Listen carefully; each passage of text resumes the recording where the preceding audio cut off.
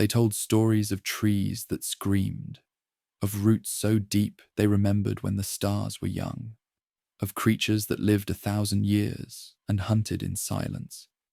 But those stories were not for off-worlders. They were warnings, whispers passed down beneath torchlight to remind the Wookiees what waited in the dark between the branches. Kashyyyk was not a peaceful world. It was a sacred one, a place where strength was tested by nature, not politics, where the wind carried howls, not answers, and where the difference between survival and death was knowing when to listen and when to roar.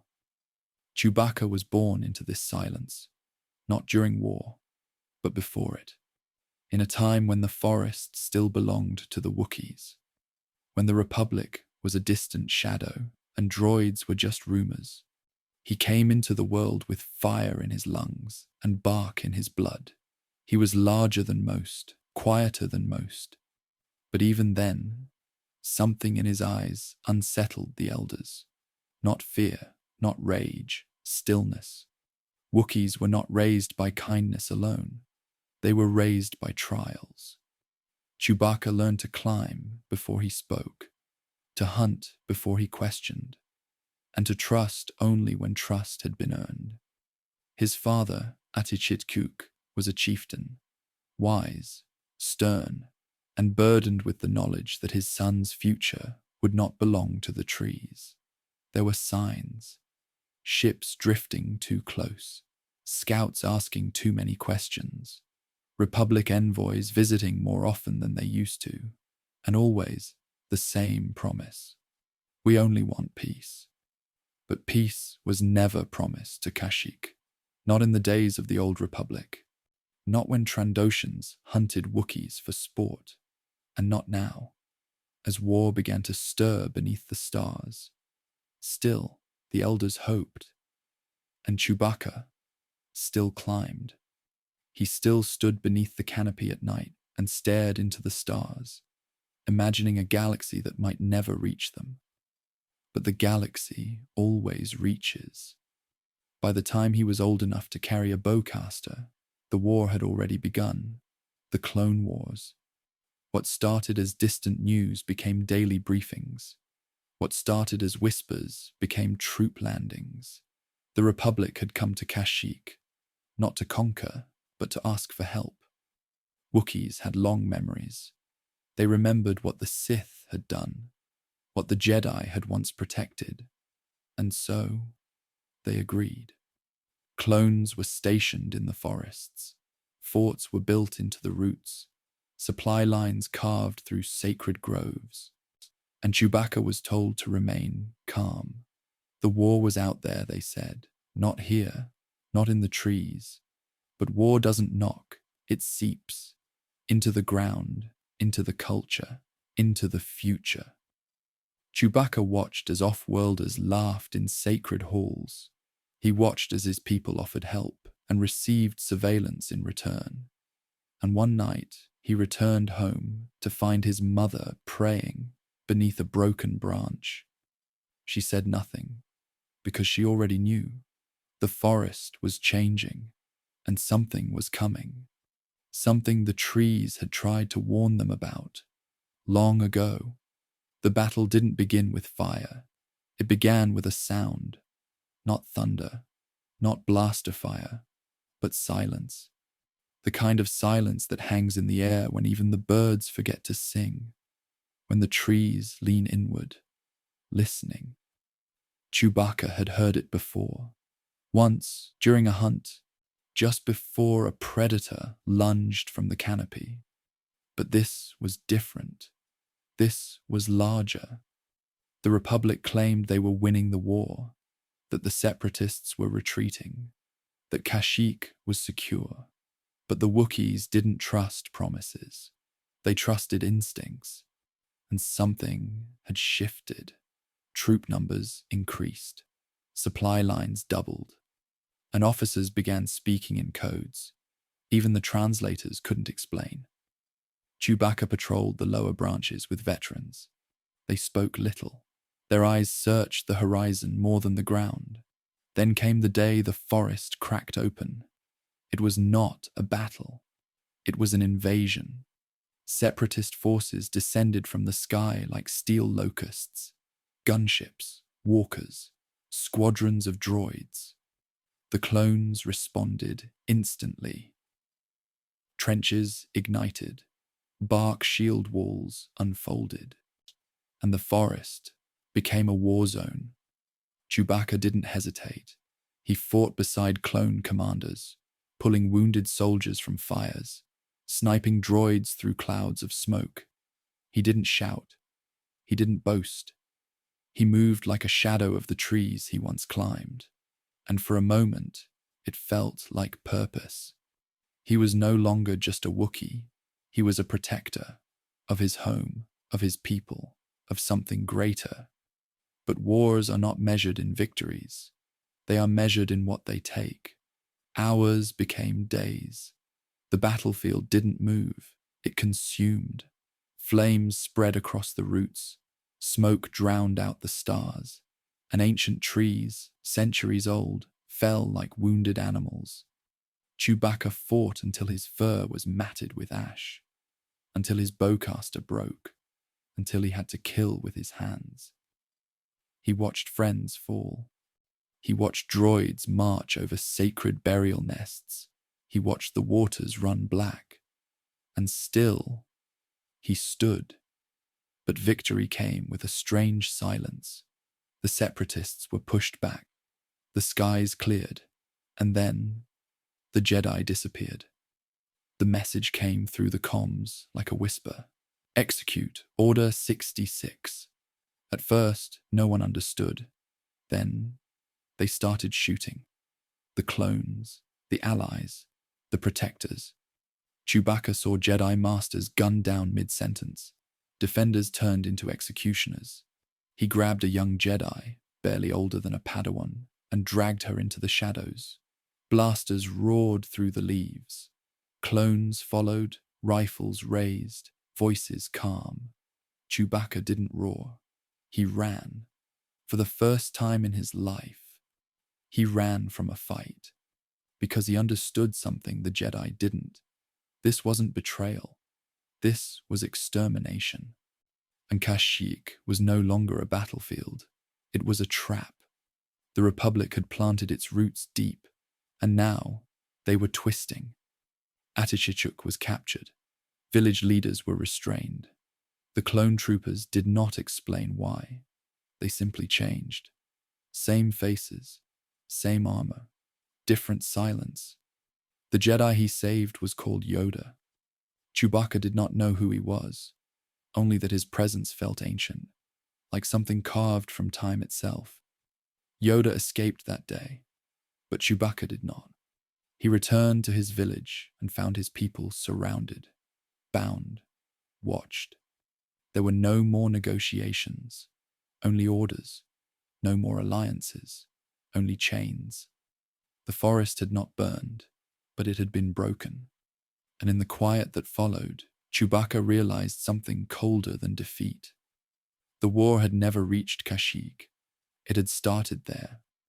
The chains came quietly. No alarms, no announcements.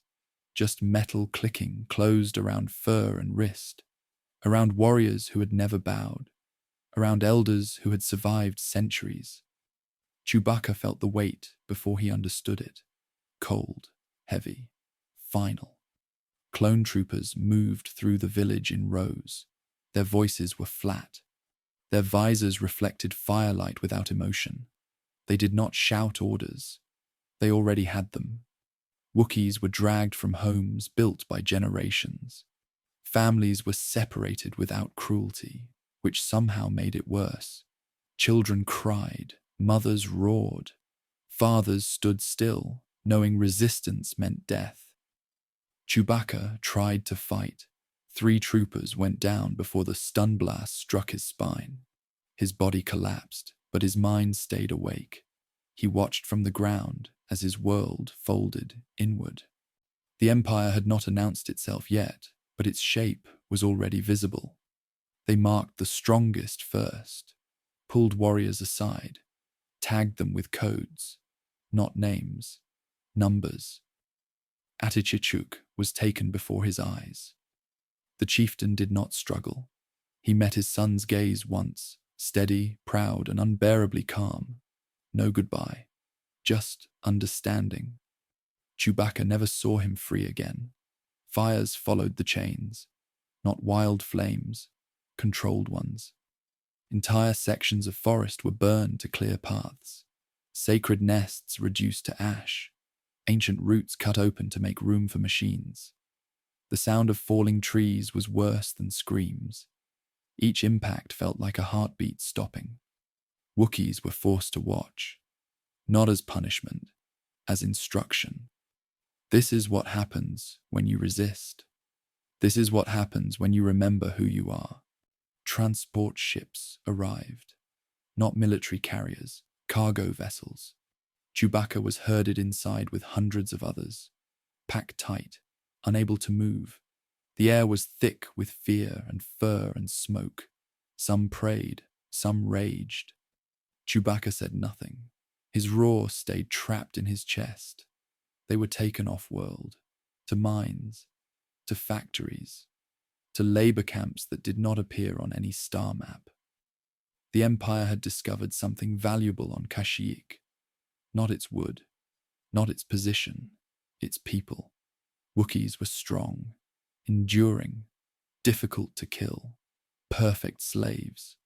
Chewbacca was assigned to heavy transport construction, lifting starship frames piece by piece, working until collapse. Those who fell were dragged away. No medical aid, no ceremony, just absence. Time lost meaning. Days blurred. Pain became normal. But worse than the labor was the silence between shifts. Because that was when memories returned. The smell of his home, the sound of his mother's voice, the way the forest once breathed. He remembered climbing the highest branches as a cub, thinking the galaxy could never reach him. He was wrong.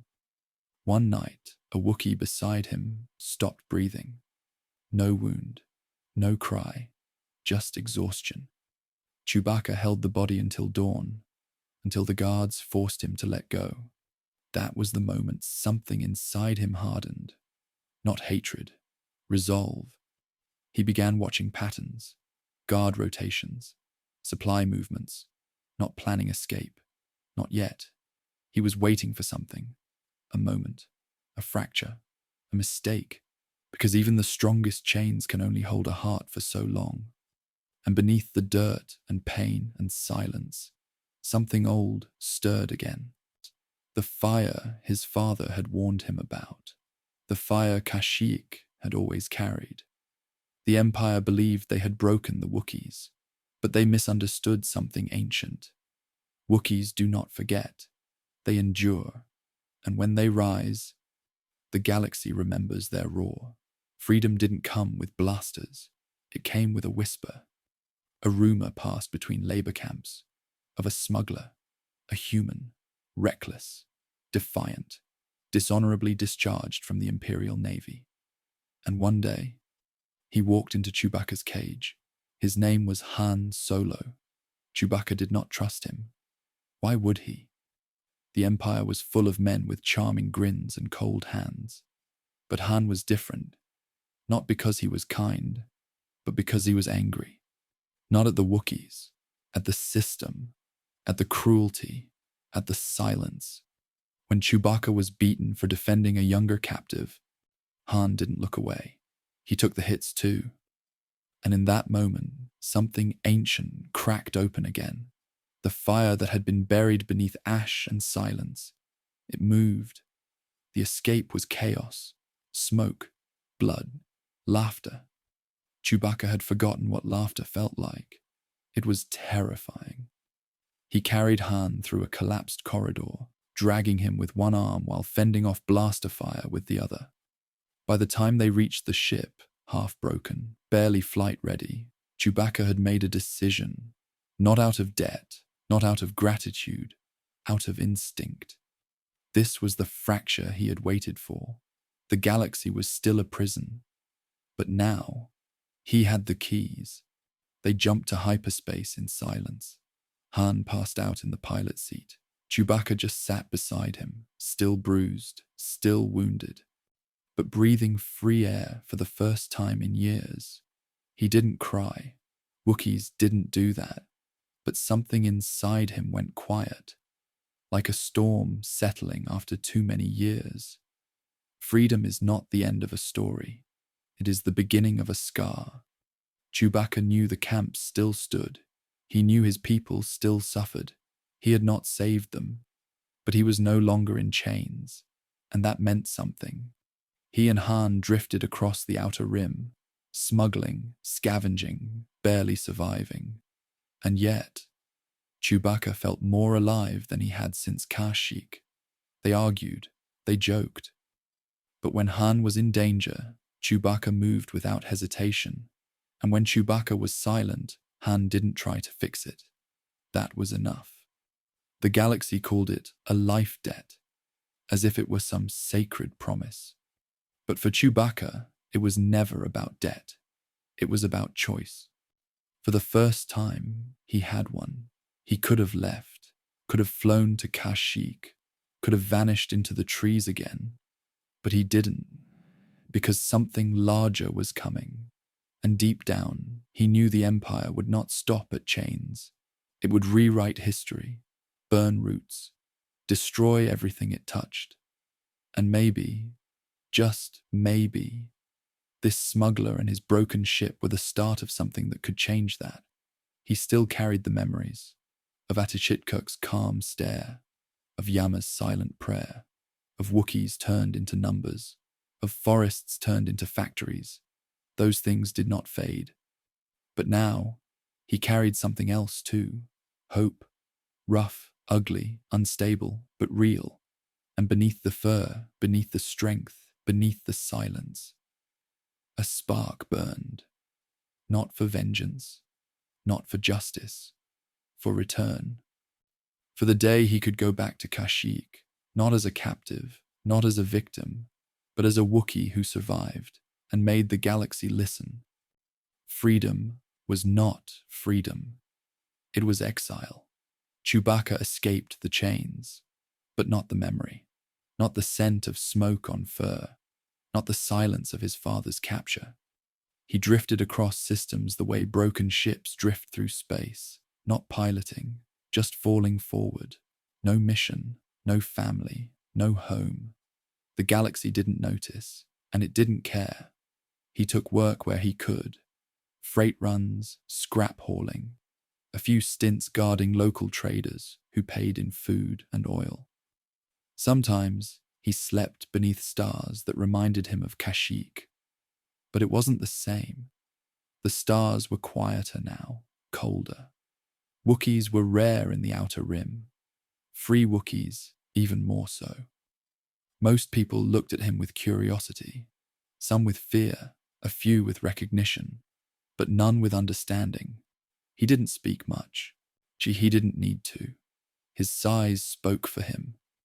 But there were nights he wished someone would ask him what the Empire did, what they took, what it felt like to watch your world disappear, tree by tree. Instead, they gave him tools and orders. Move this, lift that, stand guard here, don't growl so loud. Even free, he was still being used. One job sent him to Kessel. It was only supposed to be a routine drop. Deliver weapons to a mid-tier syndicate. Leave. Get paid. But Chewbacca recognized the coordinates too late. It wasn't a port. It was a camp. One of the old ones. He froze at the sight of it. The landing pad.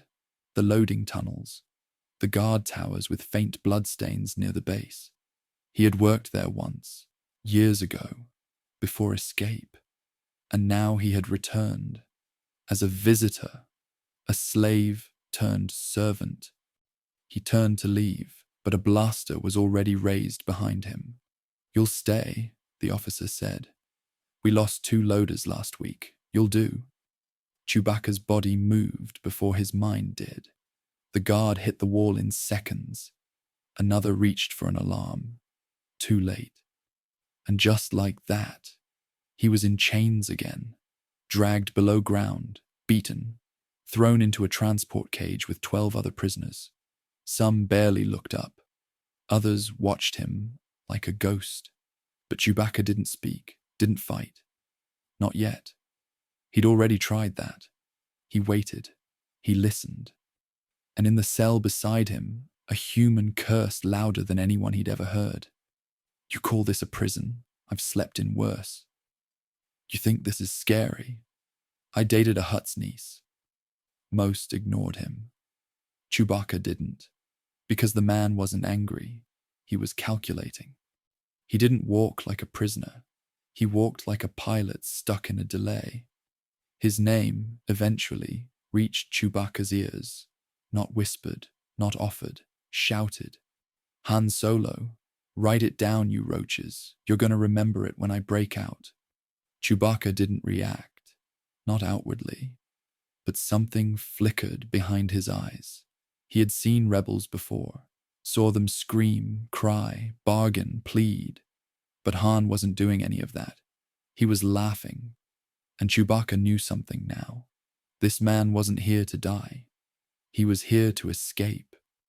And that meant, maybe, for the first time in years, Chewbacca wouldn't have to do it alone. Han Solo talked too much. That was the first thing Chewbacca noticed. Not nervous talking, not fear, defiance.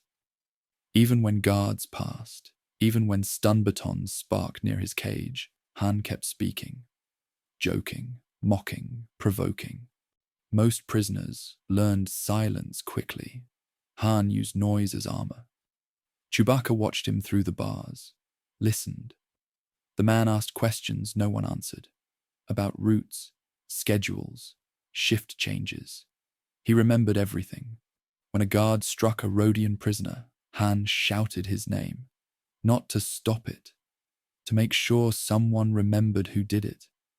Chewbacca had seen cruelty before, but this was different.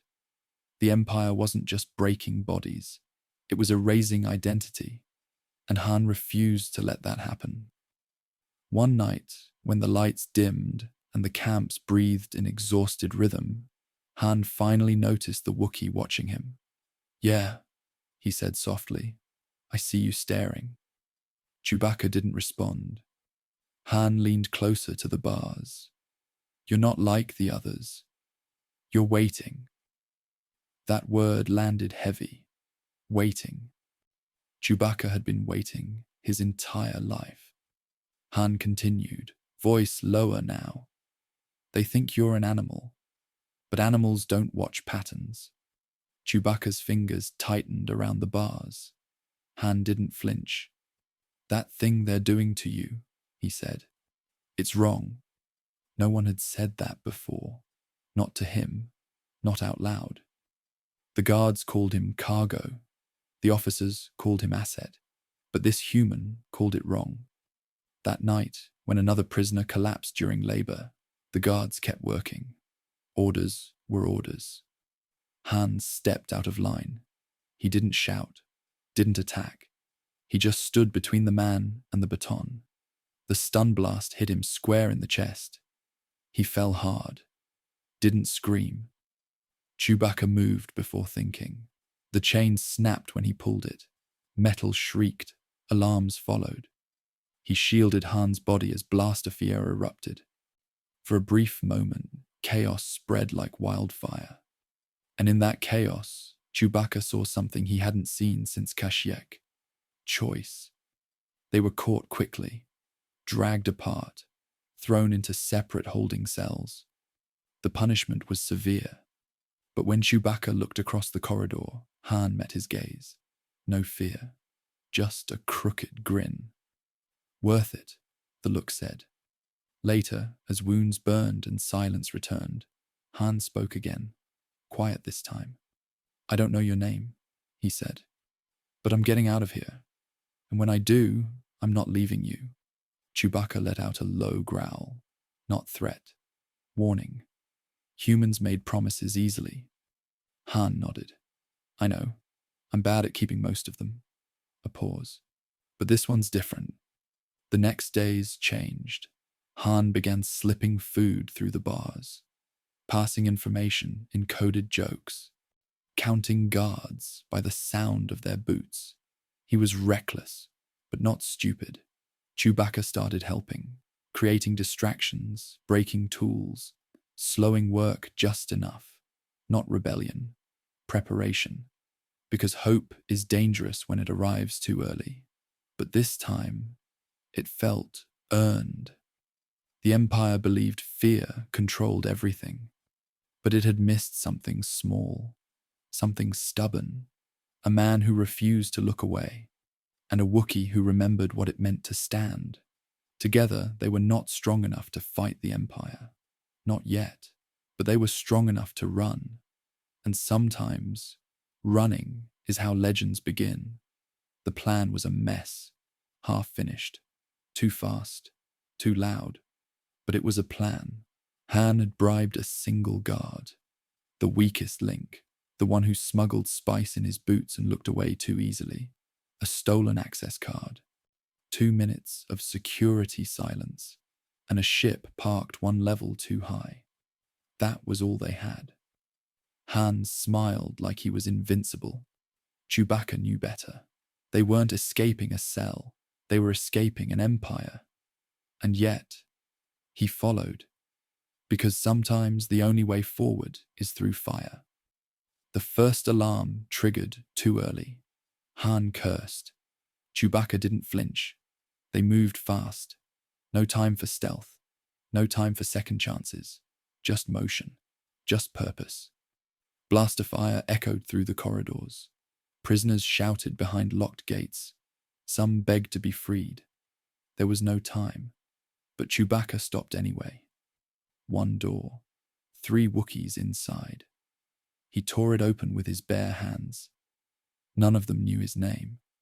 It didn't matter. They followed. Han didn't question it. He never would. The escape tunnel curved upward. Steam vents. Power conduits. Everything creaked. Guards closed in from behind. Chewbacca held the rear.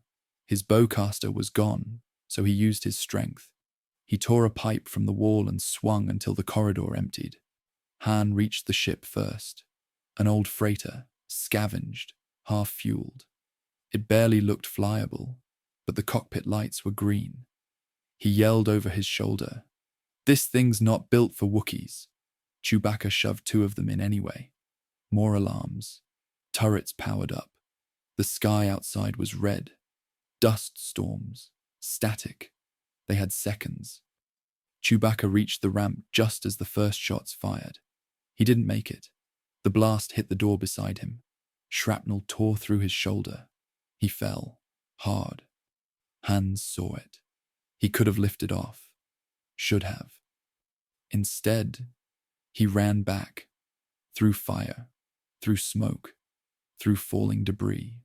He grabbed Chewbacca under the arm, dragged him up the ramp, and shouted into the comms. "Punch it!" The ship lurched. Engines screamed. And the ground vanished. They didn't jump to hyperspace. Not yet. The nav system was locked. Coordinates corrupted. Chewbacca slammed his fist into the console until sparks flew and systems reset. Then silence. The stars stretched, bent, swallowed them. They were gone, drifting, alive.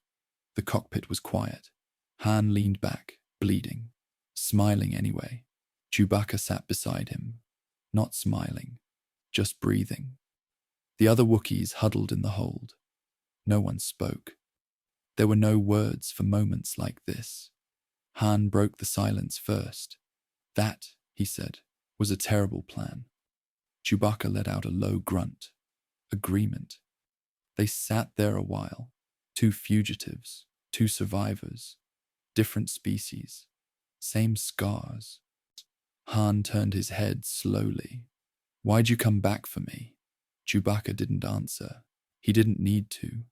The answer was already known. Because someone had to. And maybe, just maybe, they weren't running anymore. Maybe this was the beginning of something worth running toward. They didn't talk about it. Not the chains. Not the escape.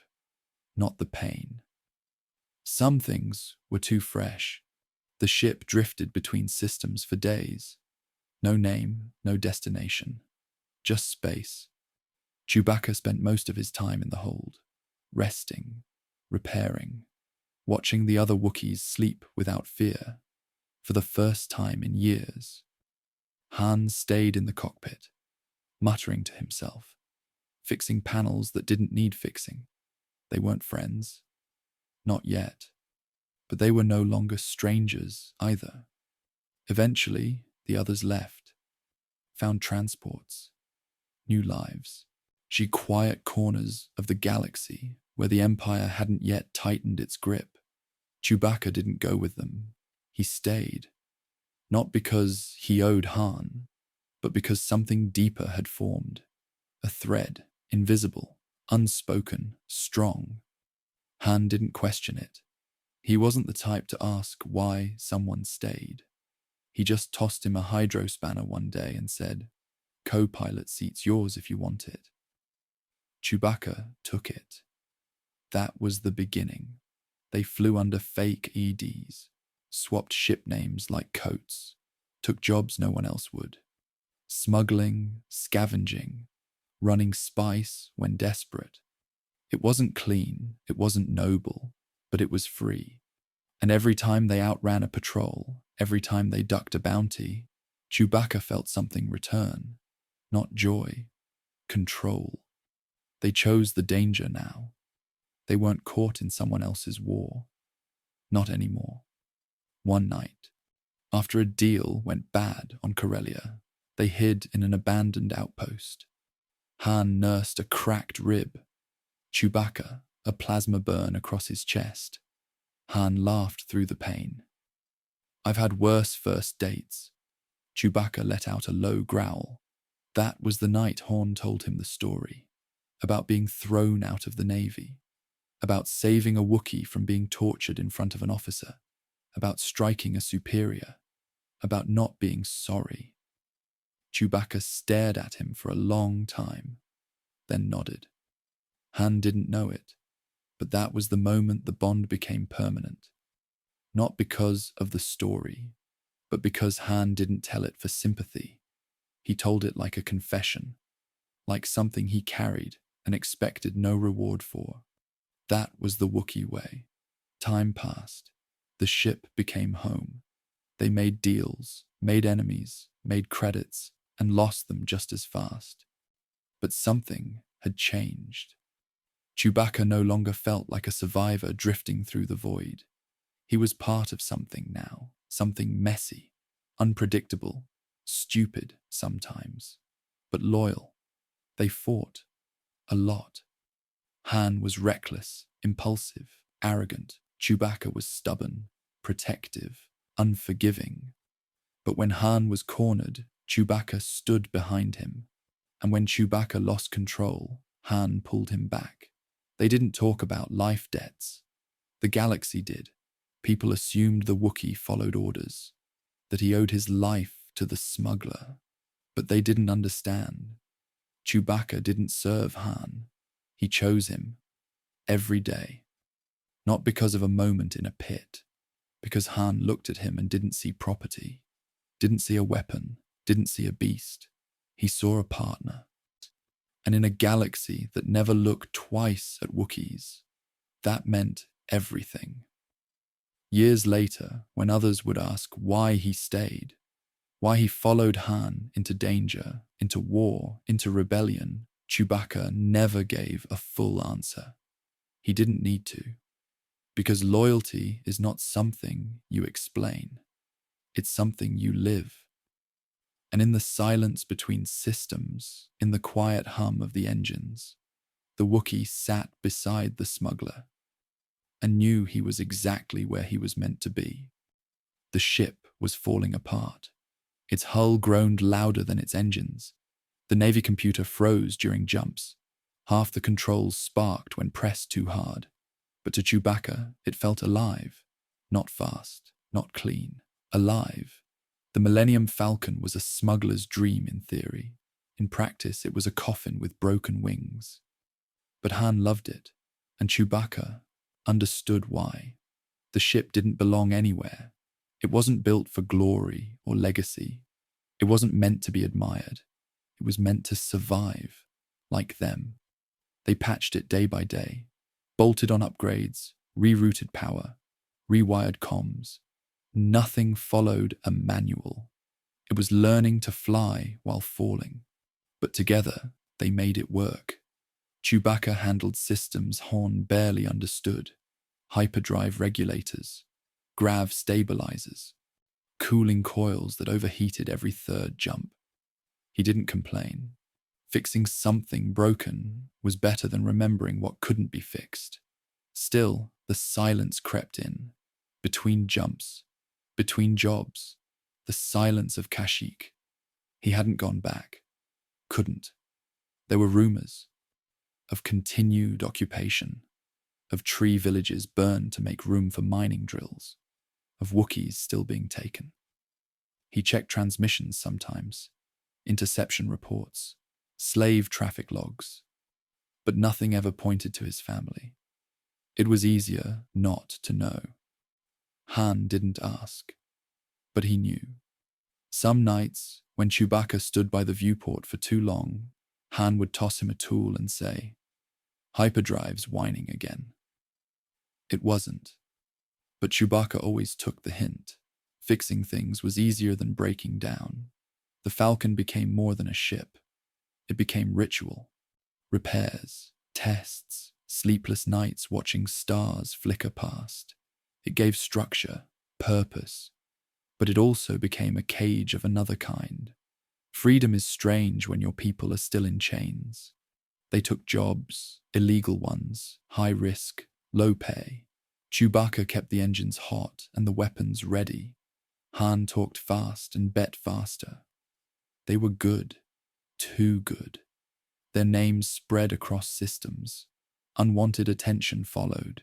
Imperial patrols learned the Falcon's signature. Bounty hunters learned Chewbacca's silhouette. But they never caught them, because they didn't move like smugglers. They moved like ghosts. Always one step ahead. Always leaving nothing behind. Still, Chewbacca couldn't shake the feeling. The feeling that every credit they earned came at the cost of someone else's freedom. Every load of spice delivered funded another layer of Empire corruption. Every stolen crate of weapons eventually found its way into someone else's war. It wasn't guilt, it was weight, heavy, constant, quiet. Han saw it, even if he didn't say it. One day, during a job gone wrong on Ord Mantell, they were pinned behind a fuel depot. Blaster fire on both sides. No exit. Han looked at Chewbacca and said, "This is a stupid way to die." Chewbacca tilted his head. Han shrugged. "We should be doing something that matters." They survived, of course. They always did. But something in that sentence stayed with Chewbacca, because deep down he wanted that too. Something that mattered. Not just running. Not just surviving. Something worth all the scars. The Falcon rattled every time it jumped, but Chewbacca never tightened the core mounts. He liked the sound. It reminded him that even machines could have a heartbeat. They didn't choose the safe runs. Too many questions, too many permits, too many eyes. Instead, they took what others refused. Frozen moons, rotting stations, cargo so dangerous it came sealed in carbonite. Han called it staying unpredictable. Chewbacca called it what it was, desperation with confidence. The galaxy was breaking in places no one saw. Trade routes were fracturing, governors were bleeding their sectors dry. The Empire smiled for the Holonets and crushed quietly in the shadows. That's where their jobs lived. One shipment was for a rebel cell. No names, just coordinates and crates, medical supplies, old clone-era rations, stolen armor painted to look new. Han didn't ask who they were, didn't want to know. But Chewbacca did. She's when they dropped the cargo, a child waved at him, missing an arm, still smiling. Chewbacca didn't sleep for 2 nights after that. The next job was different, a bounty pickup, a live, high priority. The target was a Bothan slicer, guilty of leaking Imperial patrol schedules. The bounty came from an Imperial source, hidden through layers of fake syndicates. Han told himself they wouldn't deliver him. Just grab him. Figure it out later. They caught the slicer easily. He didn't run, didn't fight. He just looked tired, like someone who had been waiting to lose. Chewbacca sat with him while Han plotted a jump, said nothing. The Bothan spoke first.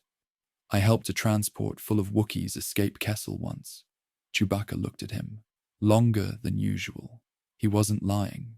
They let him go, dumped the bounty, smashed the tracking fob, faked an engine failure for the payout. They lost half their credits that month. A ship part burned out 2 days later. Chewbacca fixed it in silence. Han didn't say anything either, because some losses were victories in disguise. Other jobs paid better. Gun runs for Outer World militias. Sabacc tables where cheating was expected. Illegal animal transfers that made Chewbacca's blood boil. One time, a trader offered to buy him, mistook him for part of the cargo. Han didn't argue. He just broke the man's nose with a hydro spanner and left his ship floating in orbit, stripped clean. No one ever made that mistake again. But even with all the danger, the Falcon kept flying. She groaned, she sparked, she screamed when pushed too hard, but she moved. And in every bolt of the hull, Chewbacca began to feel something grow. Not attachment, not ownership, responsibility. The jobs they took were risky because someone had to take them, because spice smugglers were in it for profit. But the Falcon had become something else. A vessel for survivors. One job took them to a mining colony under siege. The workers hadn't been paid in months. The food stores were empty. The delivery was simple, food and water.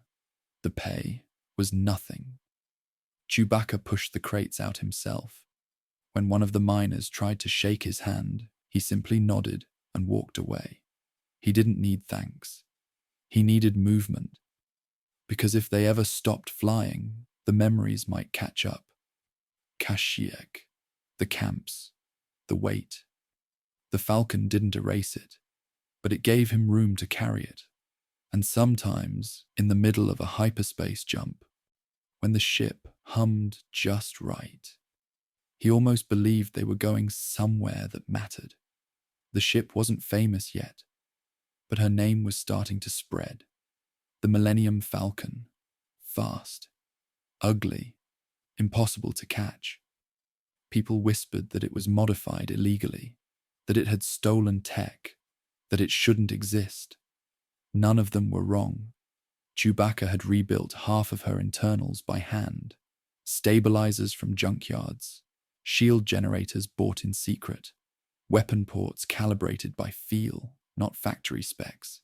But that wasn't why she was dangerous. It was the crew. Han flew like the stars owed him something. Chewbacca calculated jumps faster than nav computers. Together they didn't run. They vanished.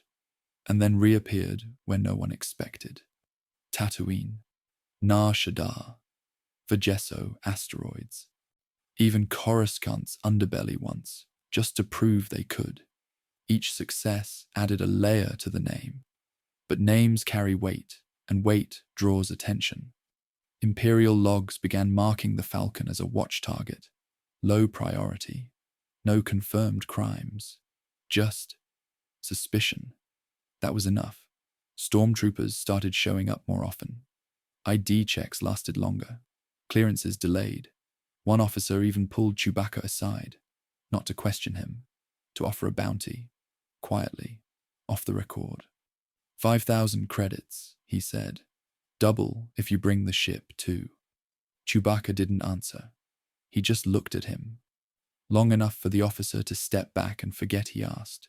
But Chewbacca remembered, because that was when he knew. They weren't just running jobs anymore. They were running a legend, and legends attract hunters. One bounty hunter nearly ended it. Trandoshan, armored, fast. He cornered them on Lanteals, tried to take Han alive, tried to sell Chewbacca separately. It didn't go well. The Falcon took off mid-firefight, one engine limping, hull breached, Chewbacca half burned. They jumped without coordinates, ended up in empty space, no lights, no signals, just quiet. Han passed out from blood loss. Chewbacca dragged him to the medbay, did what he could, then sat by the engine room and didn't move for 6 hours. When Han woke, he made a joke, called the Trandoshan ugly. Chewbacca didn't laugh. The Falcon needed weeks of repairs, credits they didn't have. They worked scavenger jobs, took parts from abandoned wrecks, rewired things that should have been replaced. She flew again. But Chewbacca noticed something strange. She handled better, tighter turns, cleaner jumps, as if the damage had carved something sharper. The ship wasn't fighting them anymore. It was learning, responding, almost like it wanted to keep going. He told Han that once. Han said, "Of course she does. She likes the attention." Chewbacca disagreed. The Falcon didn't care about being famous. She cared about being needed. And right now, they needed her more than ever. Because the shadows were getting closer. Imperials, hunters, debt collectors. Every light year forward carried risk. But every time they thought about stopping, they looked at the ship and remembered that home isn't always safe. Sometimes it's just the place you keep going back to, even when you shouldn't, even when it hurts. The Falcon stopped feeling like a ship one quiet night. No chase, no alarms, no blaster fire, just stars stretching endlessly ahead. They were drifting between systems, running on auxiliary power. The engines hummed low, almost gentle. Chewbacca sat alone in the cockpit. Han was asleep in the bunk behind him, exhausted, finally still. Chewbacca rested one hand on the console, not to fix anything, not to adjust power, just to feel it. The vibration, the pulse. The ship responded with a soft whine, as if recognizing the touch. He remembered the trees of Kashyyyk, how the bark would shift beneath his palms, how living things spoke without words. The Falcon felt the same, not alive, but aware. Some ships were tools, some were weapons. This one was a companion. It had carried them through fire, through fear, through moments that should have ended them, and every time it had kept flying. Chewbacca realized something then. He wasn't just repairing the Falcon. He was listening to her, learning her moods, her limits, her patience. When she rattled, she was tired. When she screamed, she was afraid. When she went silent, she was warning him. No manual taught that. Only time did. Han used to say the ship was stubborn. Chewbacca knew better. She was loyal. Because loyalty isn't obedience. It's staying when escape is easier. The next job proved it. An Imperial Customs frigate cornered them near the Kessel Run. Too fast. Too close. Han pushed the engines past safety limits. The Falcon screamed. Chewbacca could feel the heat through the deck. Every system red, every alarm alive. He should have shut it down. Instead, he trusted her. He rerouted power through a path no engineer would approve. A loop he'd memorized through trial and error. The Falcon surged, not smoothly, violently. Stars blurred. The frigate vanished behind them. When they dropped out of hyperspace, smoke filled the cockpit. Panels burned. Lights flickered. But they were alive.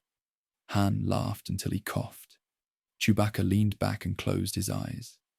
That was the moment. The moment flight stopped being escape and became belonging. He wasn't running from Kashyyyk anymore. He was carrying it with him, in his silence, in his loyalty, in the way he stayed when others would leave. The Falcon became more than shelter. It became a place where memory could rest without hurting, where he didn't have to explain the scars, where no one called him property, where no one told him to kneel, just movement, just stars, just forward. Han woke later and found Chewbacca still in the cockpit. "Don't you ever sleep?" he asked. Chewbacca let out a low sound. Not annoyance, contentment. Han nodded as if he understood. They didn't talk about home after that. They didn't need to, because home was humming around them, bolted together from scrap and stubborn hope, a place that shouldn't exist, but did. The galaxy was still cruel, still unfair, still burning in places they couldn't reach. But when the Falcon lifted off, when the engines roared and the stars bent, Chewbacca felt something rare. Not happiness, not peace, freedom without guilt, flight without fear. And as the ship disappeared into hyperspace once more, the Wookiee sat steady in his seat. No longer a slave, no longer lost, just a guardian of a vessel that carried two souls through a galaxy that tried its best to break them and failed. The galaxy didn't ask nicely. It never had. When it wanted more from you, it didn't knock. It broke in. It bled you dry and left you with a choice that wasn't really a choice. For years, Chewbacca and Han had stayed out of it. They ran jobs. They delivered crates. They crossed borders, dodged scanners, and played dumb when the Empire came too close. But war has gravity. Even those who float eventually get pulled in.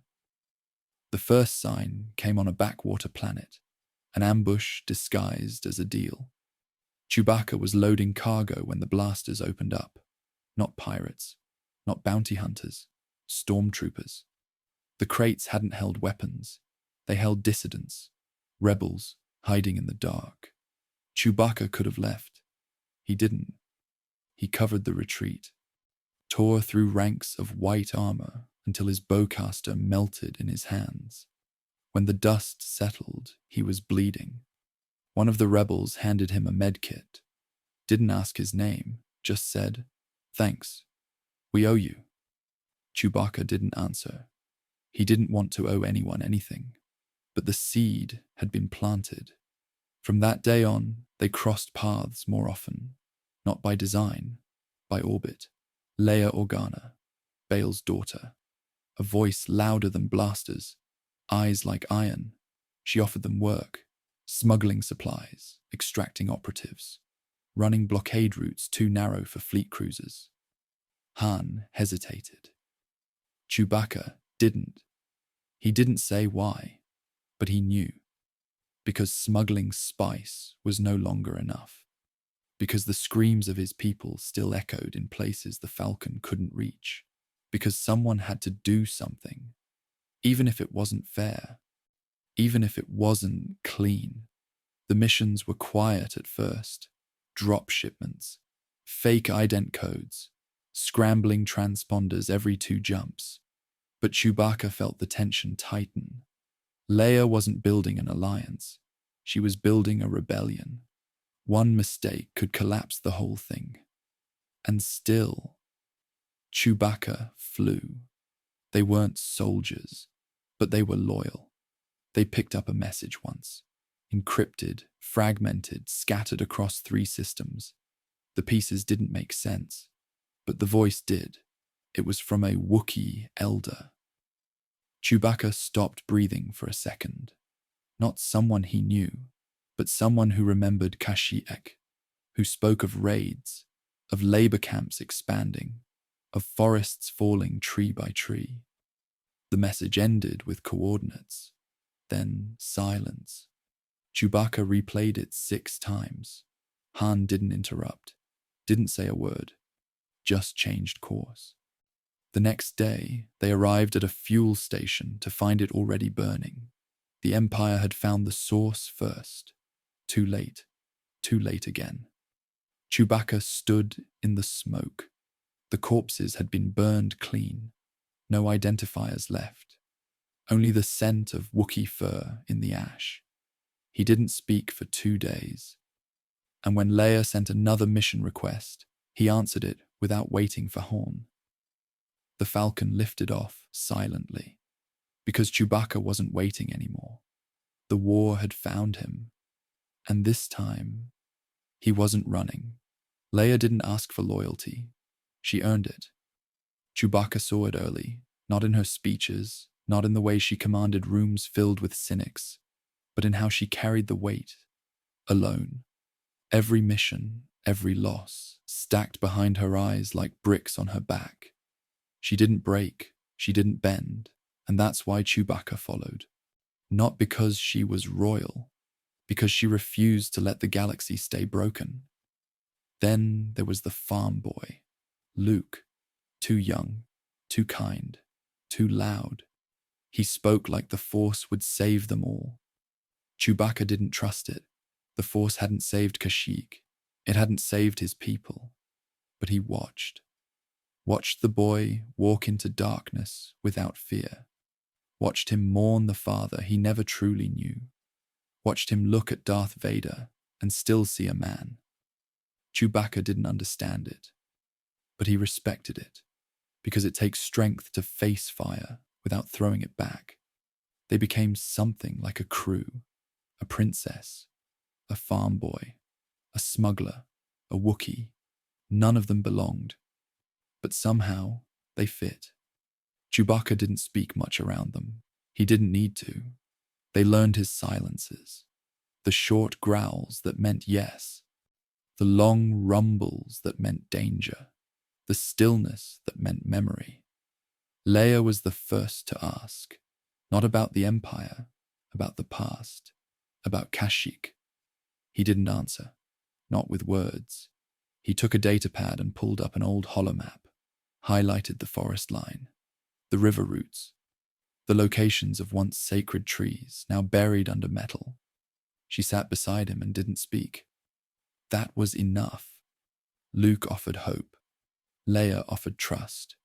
But Han stayed the same, always watching the exits, always pretending he didn't care. But Chewbacca knew better. Han cared too much. That was the danger. He laughed to keep from screaming. He ran because staying meant remembering. They argued more now, not about credits, about choices. "Since when are we soldiers?" Han would say. Chewbacca didn't respond, because they were already in it. The rebellion wasn't a title. It was a scar, one you chose to reopen every time you picked a side, every time you said no when it would have been easier to disappear. They infiltrated a weapons depot on Fest. Imperial guards, tripwire sensors, no backup. Leia led the team herself. Luke nearly died disarming a mine. Han dislocated his shoulder, holding a blast door shut. Chewbacca carried them both out. Didn't roar, didn't celebrate, just kept moving. Because survival wasn't victory, it was obligation. And every step forward was another reminder of what they hadn't saved. After that mission, Chewbacca stood on the Falcon's boarding ramp, watching the horizon. The stars looked wrong, too bright, too far. Leia came up beside him. "We can't win every battle," she said softly.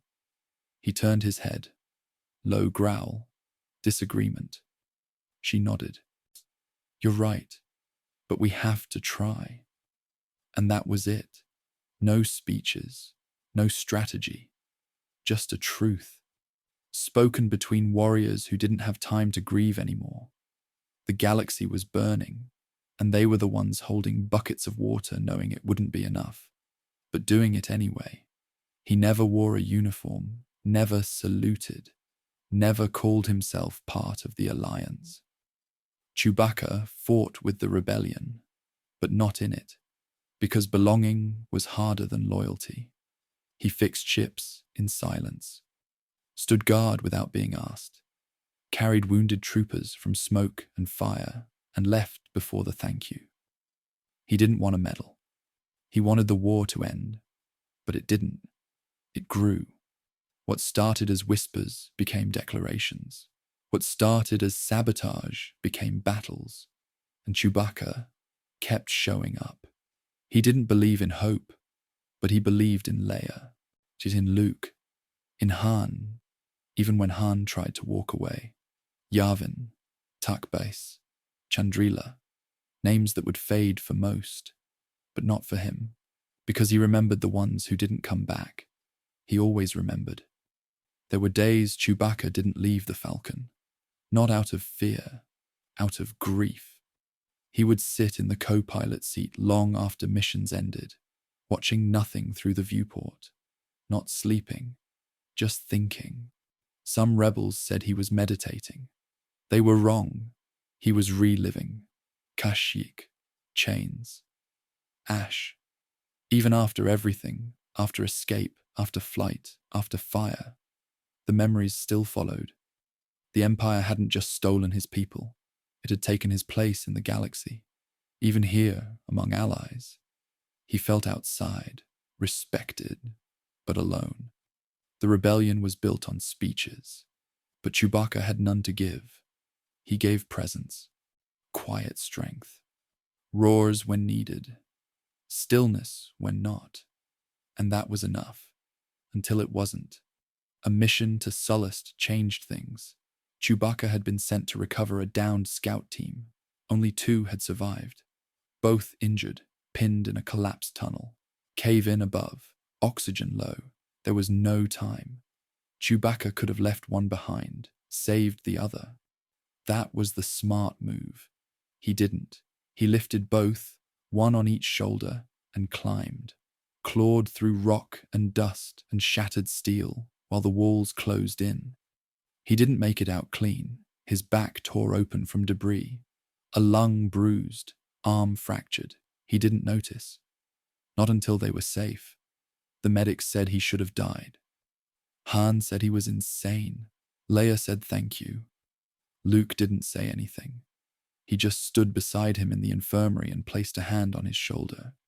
The Force moved gently between them, and Chewbacca, for the first time, let someone feel what he carried.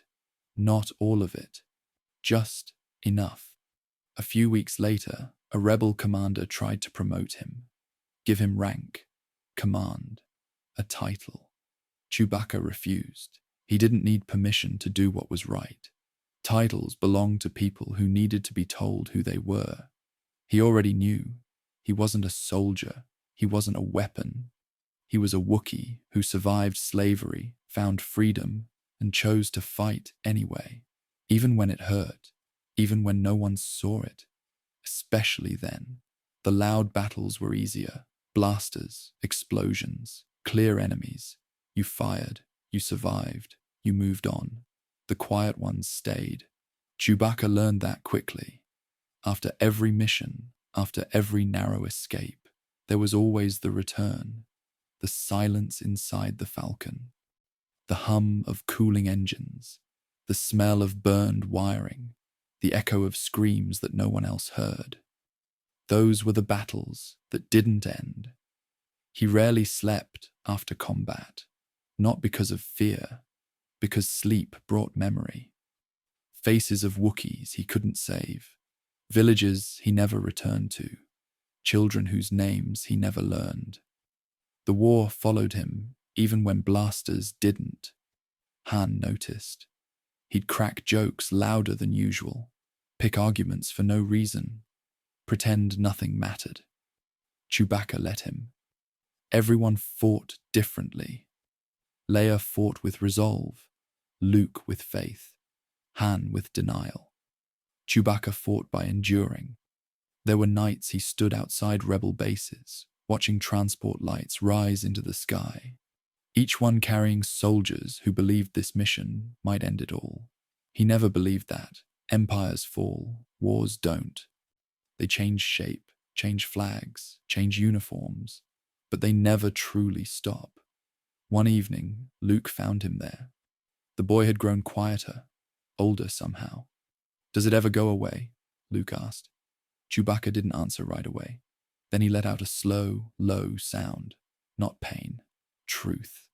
Luke nodded. He already understood. That was the moment Chewbacca realized something. The war wasn't just outside, it was being passed on. From generation to generation, from master to student, from survivor to survivor. And still, they kept fighting, because surrender meant forgetting, and forgetting meant letting the Empire win twice.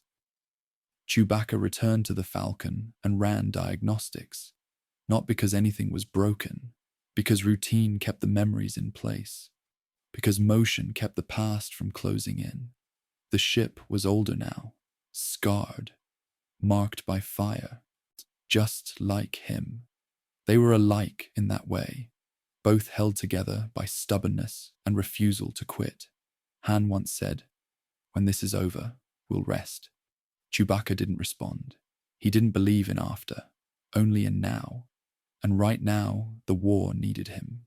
Not as a hero, not as a symbol, as someone who would stay when others collapsed, as someone who would lift the wounded, stand between blaster fire and fear, and keep moving even when hope thinned.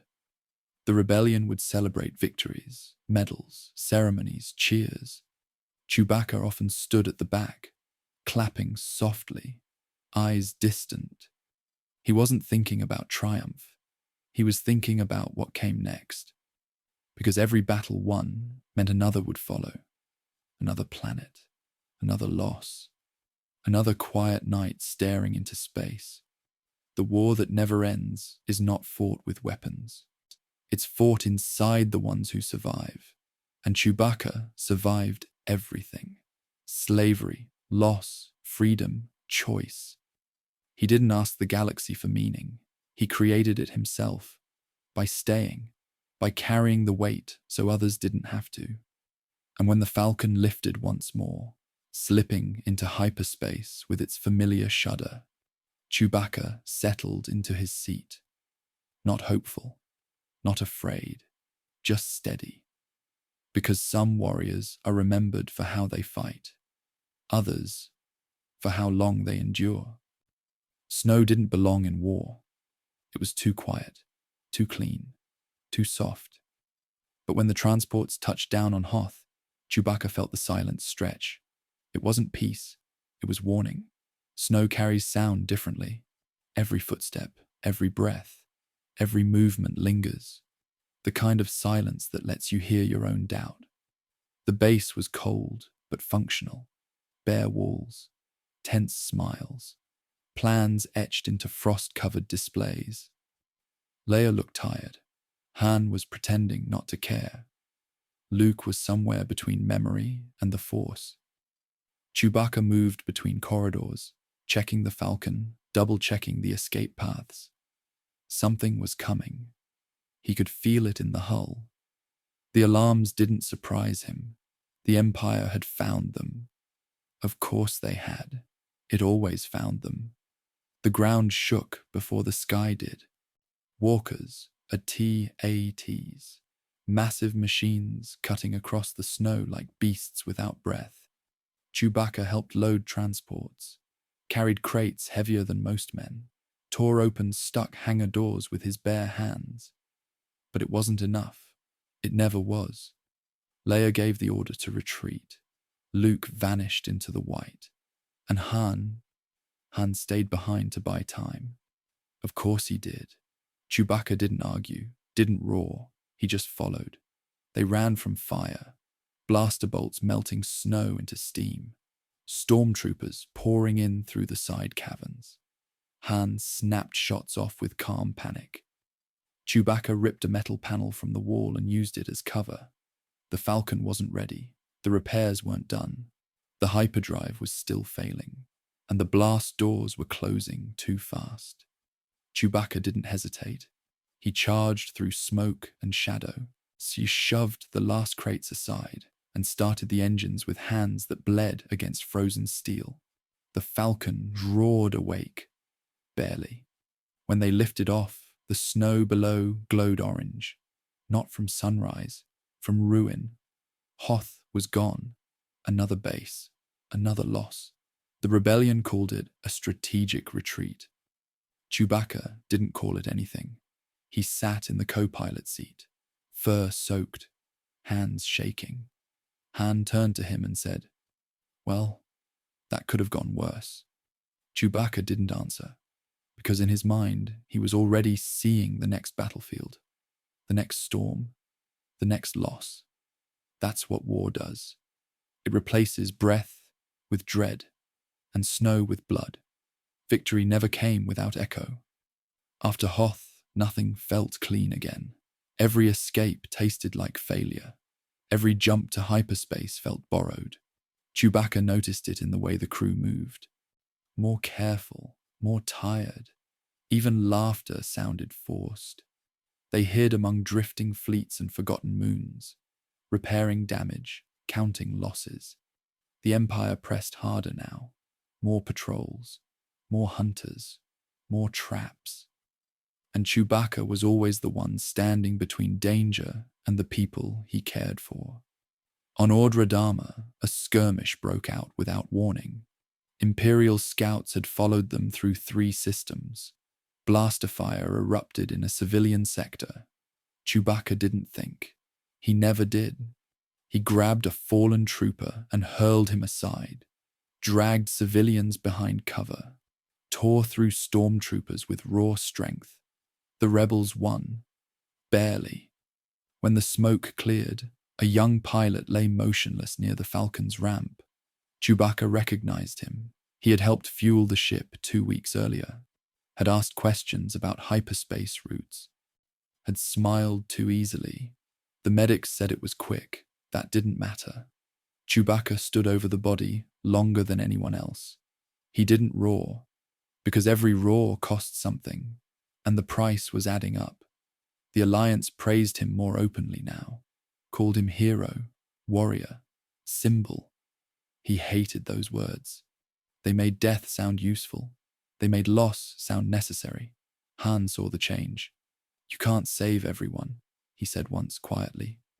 Chewbacca turned toward him. Low rumble, anger, not at Han, at the truth, because saving everyone was the only reason he kept fighting. Another mission, another ambush, this one on Bespin's outskirts. Clouds below, Empire above. They were cornered. TIE fighters swarmed. The Falcon shuddered with every hit. Chewbacca rerouted power again and again, patching systems faster than they failed. But something slipped. A feedback surge burned across his arm. Pain, white and sharp. He didn't scream. He kept flying. When they escaped, smoke filled the cockpit. Han tried to speak. Chewbacca cut him off with a raised hand. Not now, because if he stopped moving, the pain would catch up. Later, alone in the hold, he examined the wound. It would scar badly. Another mark. Another reminder. He began to realize something he didn't want to accept. War wasn't turning him into a soldier. It was turning him into something harder, less patient, more violent. The rage came quicker now, the control thinner. Sometimes, when stormtroopers fell, he didn't stop immediately. That frightened him, not because of what he did, but because of how natural it felt. He remembered his father's voice. Strength without control destroys the one who holds it. Chewbacca sat with that thought long after the engines cooled. He wasn't fighting for glory. He wasn't fighting for medals. He was fighting because stopping meant watching the Empire win. But every battle took a piece. A little patience, a little softness, a little peace. Leia noticed too. She placed a hand on his arm once, said nothing. Didn't need to. She was carrying the same weight, different shape, same burden. The rebellion kept moving forward, closer to confrontation, closer to the end. Chewbacca followed, because even when the cost grew unbearable, walking away would cost more. And so he roared when needed, fought when called, knowing each roar echoed longer than the last. The forest didn't feel like victory. It felt like waiting. Chewbacca crouched beneath twisted branches, the bark still warm from repulsor-lift heat. Stormtroopers marched in tight columns above them. Scout walkers stalked the trails like beasts with steel legs. Endor was green, yes, but it was not peaceful. Not anymore. The rebellion needed ground access. The shield generator had to fall. Leia volunteered. Han said yes before anyone asked. Chewbacca followed, because the war was here now, and there was no more waiting. They moved through brush and shadow, accompanied by locals no one expected. Ewoks, small, primitive, deceptively fierce. Chewbacca didn't laugh at them. He respected survival, no matter the size, no matter the tools. The plan was simple. They never work. The ambush was too early, the explosives too shallow. Blaster fire ripped through the trees. Flames climbed into the canopy. Stormtroopers spread like disease. Chewbacca roared, not out of rage, out of memory. The trees burning reminded him of Kashyyyk. The sound of cracking wood felt like old wounds opening. He charged without thinking, tackled a walker's leg, ripped open a hatch, tore the pilot free. For a second, he lost himself. Just fur, blood, and sound. Han called out, his voice cutting through the noise. Chewbacca blinked, regained control, too close, too far gone. They regrouped behind a fallen log. Leia was injured. Not badly, but enough to slow her. Chewbacca lifted her with one arm, set her down in cover. Leia didn't thank him, she just nodded. They both knew there wasn't time. The Ewoks struck with stone and rope. Traps sprung from soil and vine. Stormtroopers fell screaming into pits they didn't see coming. But many didn't fall. The Empire was prepared for chaos. It always was. Chewbacca saw it in their formations, their calculated sweeps, the precision of their fire.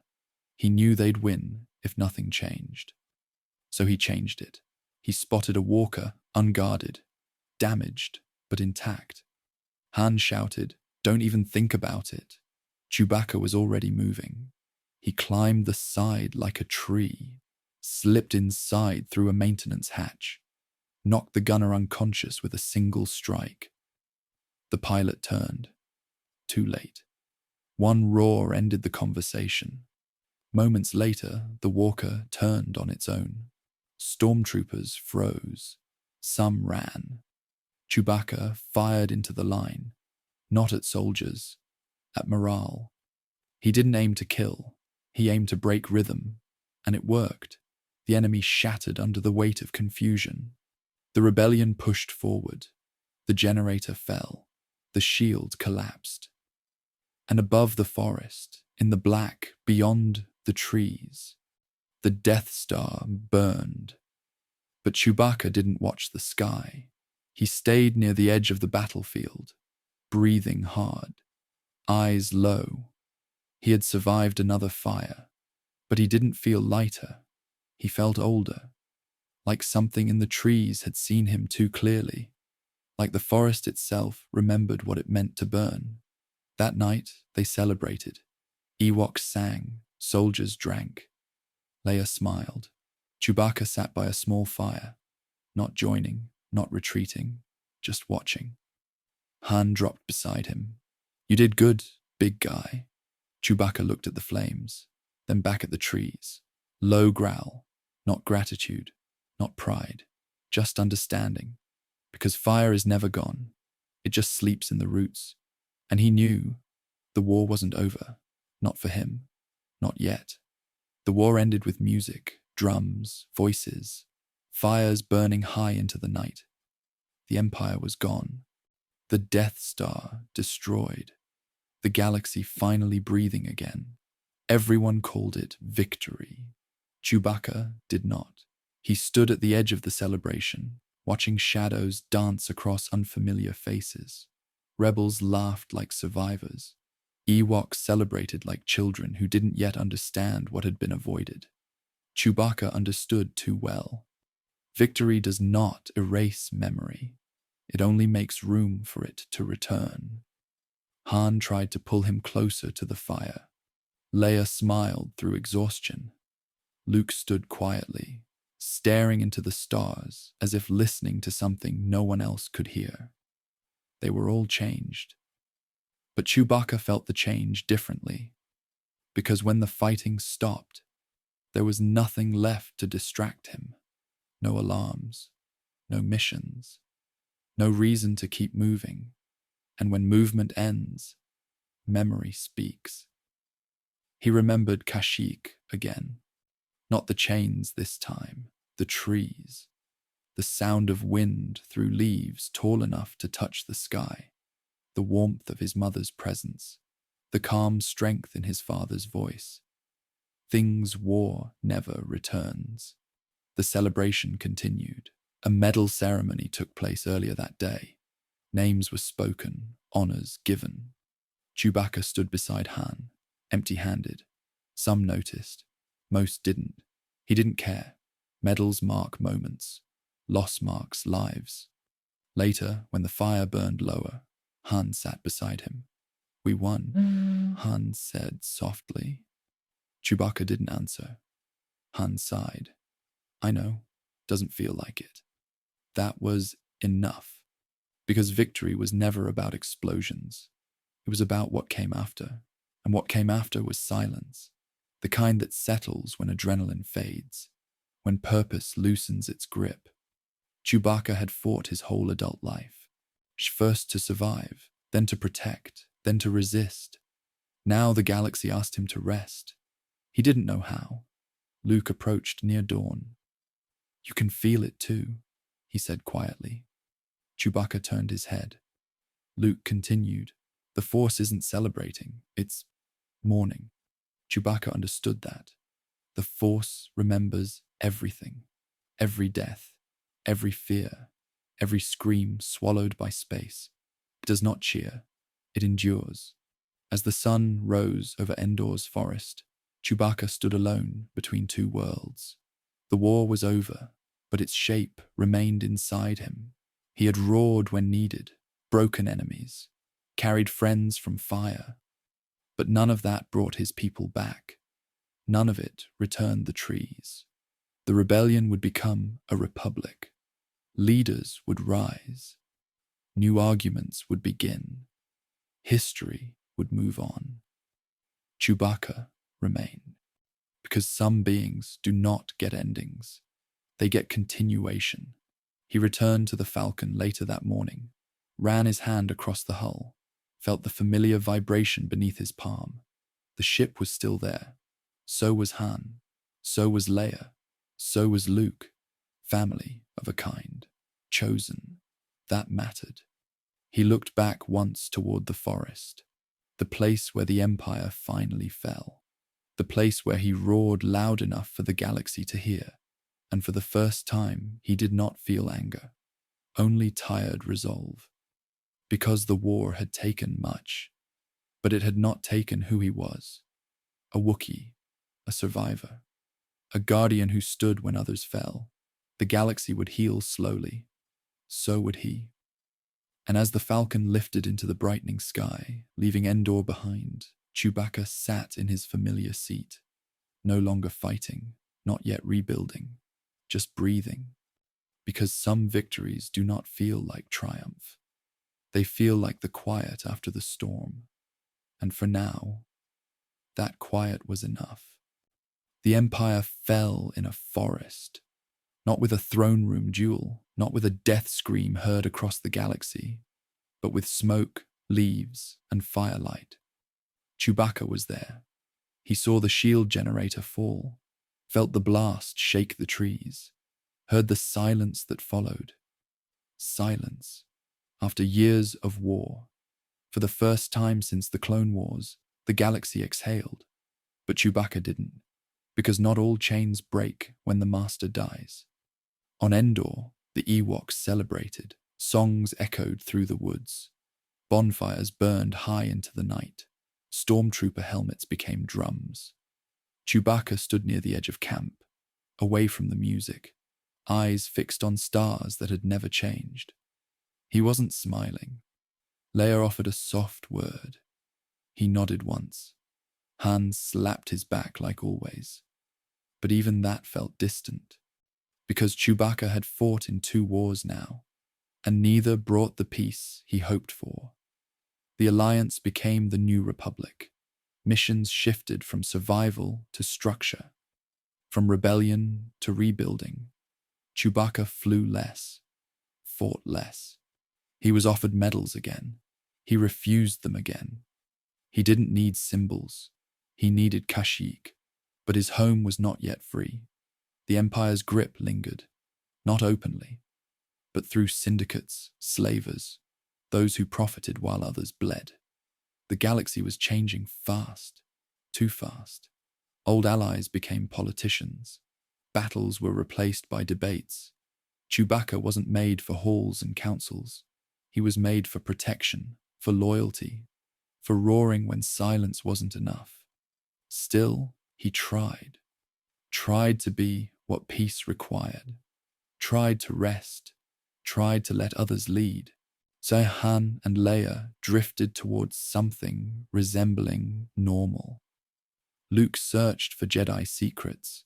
Chewbacca stayed near them, but part of him had already left. Kashyyyk's forests haunted his dreams, not because of what he remembered, but because of what he didn't. He hadn't seen it in years, hadn't walked under its canopy, hadn't heard his son's voice. There was peace in the stars, but not in his heart.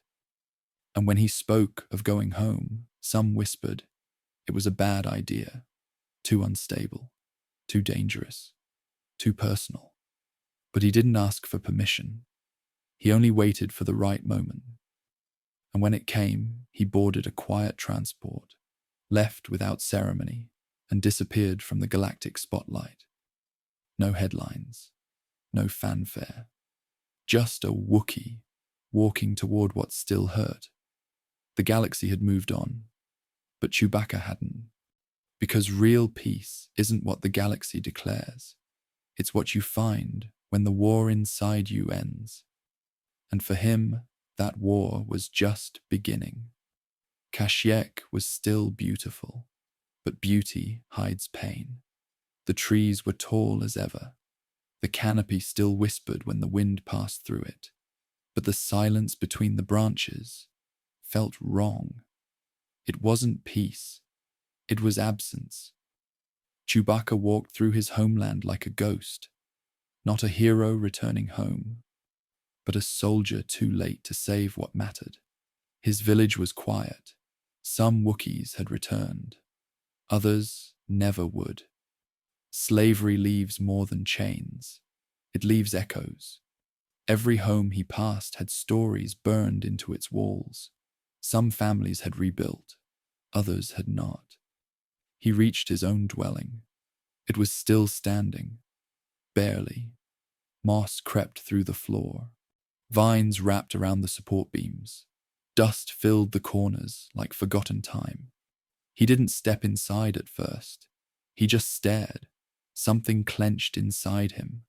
Not anger, not grief. Something quieter, something harder. Guilt. Malatabuck had waited. Lumpoaru had grown up without him, and Chewbacca had missed it all. Not because he didn't care, but because the galaxy kept needing him, and he kept answering. He entered slowly. Each step was heavy. Not because of his weight, but because of what it meant. His son's toys still sat on a shelf, untouched, like time had frozen the day he left. A carved Rosha pendant sat on a table. Malatabuck's. He picked it up, ran his claws across its worn edges. It smelled like home and memory. He sat down on the floor. let the silence surround him. There were no medals here, and no battles, no celebrations, just the sound of wind and the echo of a life he once lived. Malatabak arrived later that day. She didn't speak at first. She just stood in the doorway, eyes unreadable. Chewbacca looked up. She stepped forward, slowly. Then she hugged him, tightly. For a long time, neither moved, because sometimes words only get in the way. She had every right to be angry, to question, to cry, to scream, but she didn't. She had survived, led, protected others while he was gone. She didn't need saving. She needed presence. And now, finally, he was here. Later, Lumpawaru returned, taller than Chewbacca remembered, voice deeper, eyes sharper. He hesitated in the doorway, but Chewbacca stood, approached, kneeled, and offered the same small pendant, the one he'd carried through every battle, the one carved for protection. His son accepted it, but said nothing. Not yet. It would take time. Chewbacca understood. He wasn't there to force forgiveness. He was there to earn it. The nights were hardest.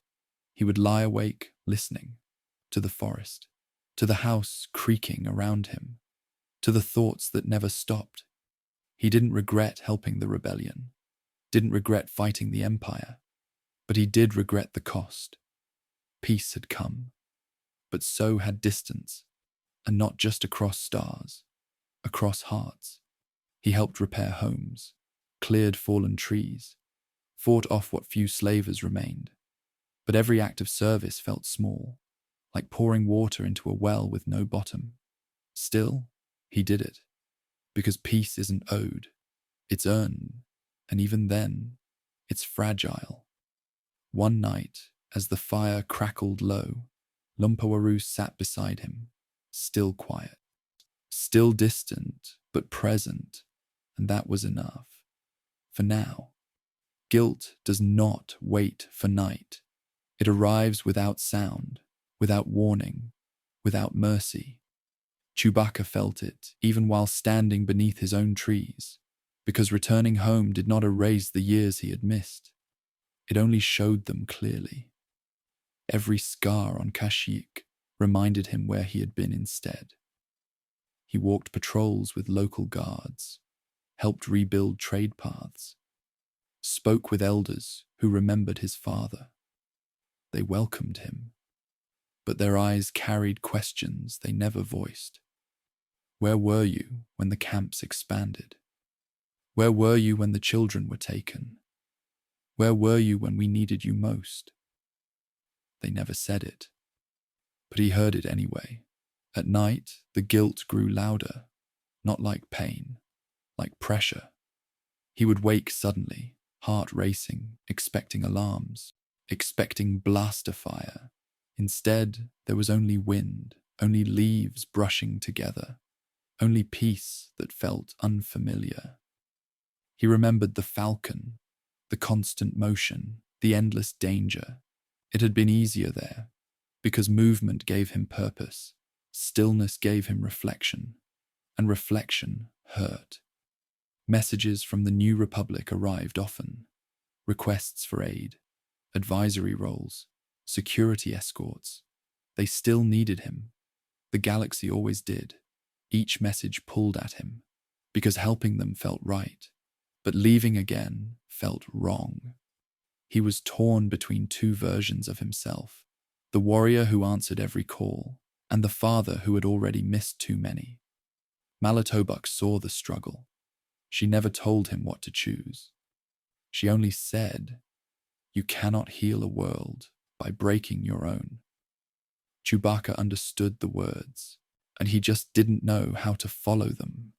One day, a transmission came marked urgent.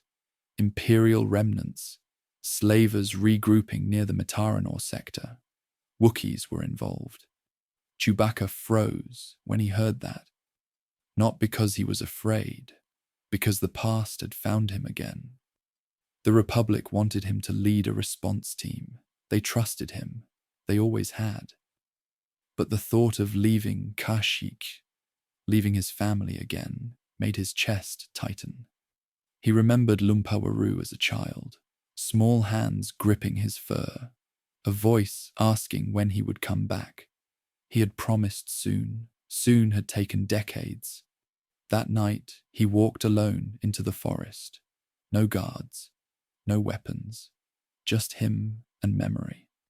He stood beneath one of the oldest rosha trees, the kind that had seen wars rise and fall.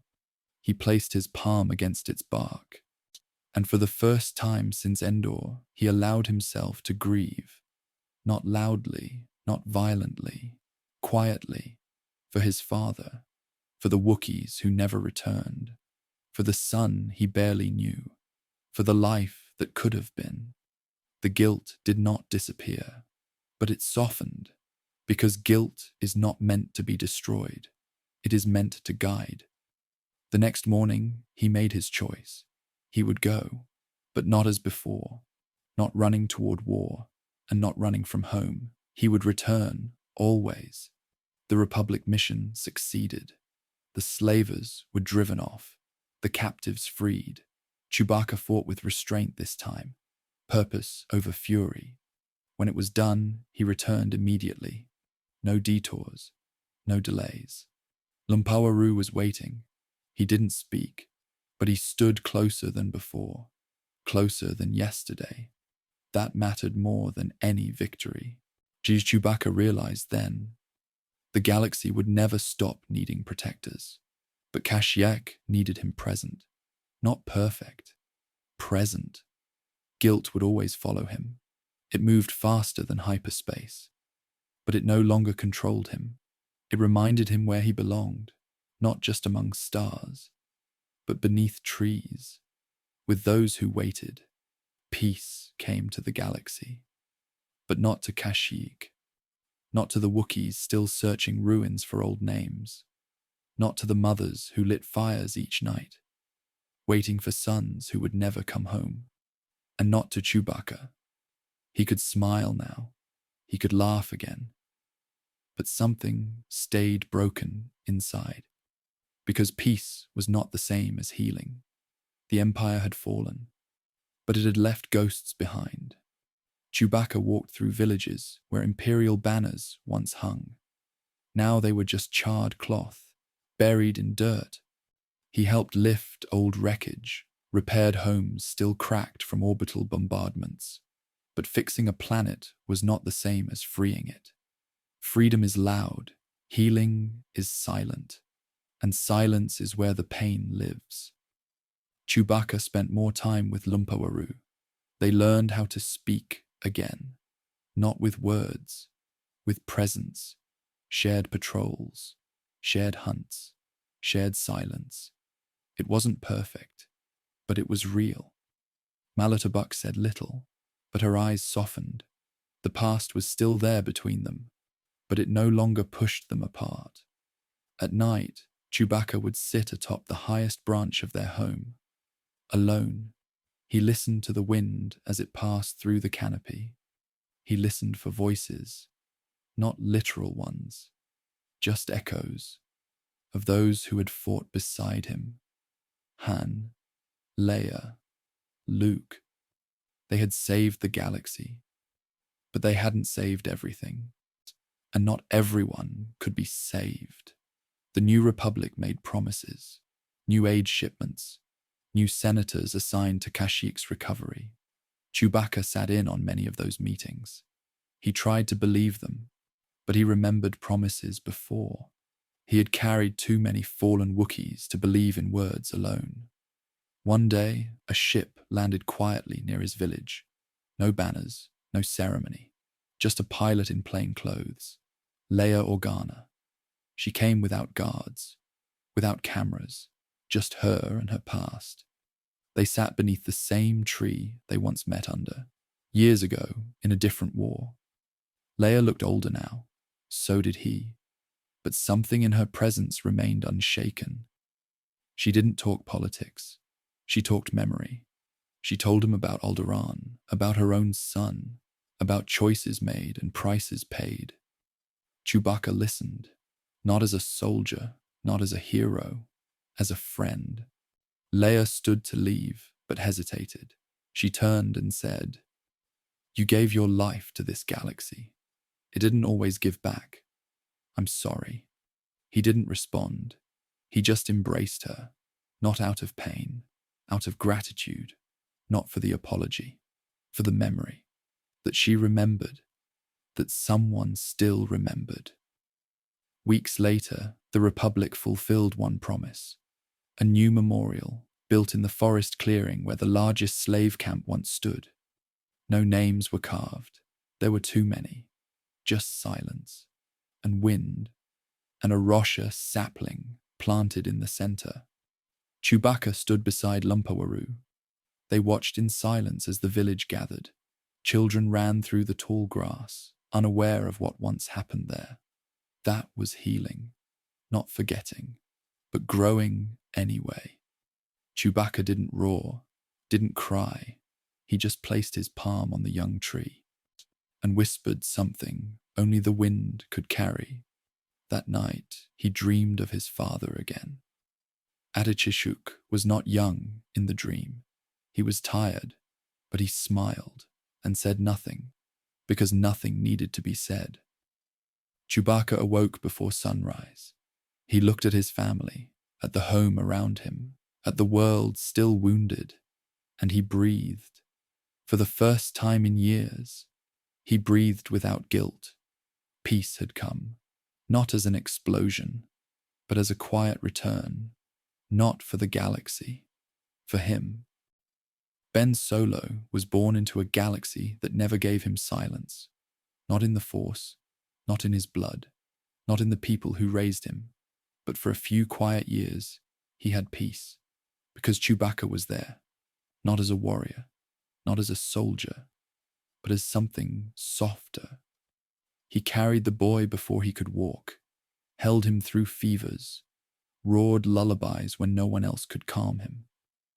Ben laughed when Chewbacca made his teeth clack, tugged on his fur, buried his tiny face in Chewie's chest, and fell asleep to the sound of his heartbeat. He wasn't Chewbacca's son, but he didn't have to be, because family was never about blood. Not for Wookiees, not for Han, not for Ben. Leia was always half elsewhere, busy with diplomacy, Senate meetings, rebuilding broken systems. Han tried to be present, but war had changed him, and so had peace. He loved his son, but he didn't know how to say it, not the way a child needs to hear it. So Chewbacca filled the gaps, watched, listened, protected. He didn't speak basic, but Ben understood him. The growls weren't noise, they were warmth, they were truth. Chewbacca's arms were safe, his eyes were honest, his silence was never cold. For a time, Ben was just a boy, not a Solo, not a Skywalker, just Ben. But the Force had no interest in quiet stories. It whispered, called, pulled. Ben felt it, too early, too strong. Luke sensed it too. He offered training, guidance, a path. Leia agreed. Han hesitated. Chewbacca said nothing, because deep down, he remembered what happened to children trained too young. He had seen it, on planets with temples and robes, on worlds torn by civil war. The Force gave, the Force took, and it never gave anything without cost. But Ben was excited, hopeful, ready to follow his uncle. So Chewbacca hugged him goodbye, pressed his forehead to Ben's, and made a promise in Wookiee, "I will always come if you call." Ben didn't understand the words, but he understood the feeling. He smiled. That was the last time Chewbacca held him while he still belonged to the light. Years passed. Fewer visits. More silence. When they did see each other, something had changed. Ben looked older, tired, too aware. His hugs were quicker, his eyes harder to read. He laughed less, and when Chewbacca looked into him, he saw it. A shadow, buried deep, not fully formed, but growing. not spoken, but waiting. Still, he said nothing, because everyone else seemed blind, and he was only the Wookiee, only the co-pilot, the friend, the warrior, but never the father. So he waited and watched and hoped that maybe he was wrong, but the Force doesn't wait, and shadows don't disappear just because you close your eyes. The change did not arrive suddenly. It crept, quietly, patiently. Chewbacca noticed it before anyone else, not in Ben's words, but in the spaces between them. Longer pauses, shorter answers, eyes that wandered even when his body stayed still. The boy listened, but not fully, as if something else was always speaking at the same time. Luke said it was normal, that the Force often overwhelmed the young. Leia said Ben was under pressure, that expectations weighed heavily on him. Han said he'd grow out of it. Chewbacca said nothing, because he remembered the look. He had seen it before. In warriors who stood too close to loss, in prisoners who stopped hoping, in those who smiled while something inside them cracked. When Ben visited home, he walked the Falcon slowly, touched the walls, ran his hand along the cockpit chair where Chewbacca always sat, but he never asked to fly. That hurt more than Chewbacca expected. Once, late at night, Ben sat beside him in the cargo hold. The ship hummed softly. Stars passed beyond the viewport. Ben spoke without looking up. "Do you ever feel angry? For no reason?" Chewbacca's breath caught. He answered with a low sound. Careful. Measured. "Yes." Ben nodded. "Sometimes it feels like something is pushing me," he said. "Like I'm supposed to hate." Chewbacca turned fully toward him, studied his face. The boy looked afraid. Not of darkness, of himself. Chewbacca placed a large hand on Ben's shoulder. Firm, steady. Ben relaxed slightly. For a moment, the pressure eased. But moments never last. When Ben returned to Luke's academy, the distance grew. Messages became shorter, tone colder. The warmth faded. Chewbacca felt it like a wound reopening. He considered speaking to Luke, more than once. But Luke was burdened too, rebuilding an order from ashes, carrying legends he never asked for. Chewbacca didn't want to add weight, so he stayed silent. He told himself Ben would find balance, that the light would win, that family would be enough. But darkness doesn't announce itself. It isolates. Ben began speaking of voices, not hallucinations, not madness, guidance, understanding, someone who listened. Chewbacca felt something twist inside him, because listening was how it began. Always. He remembered prisoners who were broken not by pain, but by someone who spoke gently to them. Someone who told them they were right to feel angry. Ben's visits stopped entirely. Leia received messages instead, formal, controlled. He sounded older than his years, too composed. Han grew restless, picked fights, left the house more often. He sensed the distance, but didn't know how to bridge it. Chewbacca watched it all unfold, a family pulling apart slowly, like metal stressed by pressure it cannot release. He wanted to intervene, to roar, to demand attention, but he was not the father.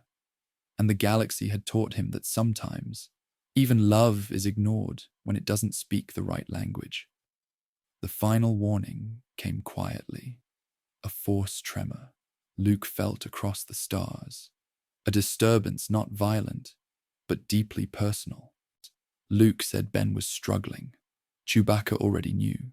He prepared the Falcon without being asked, stocked supplies, ran diagnostics.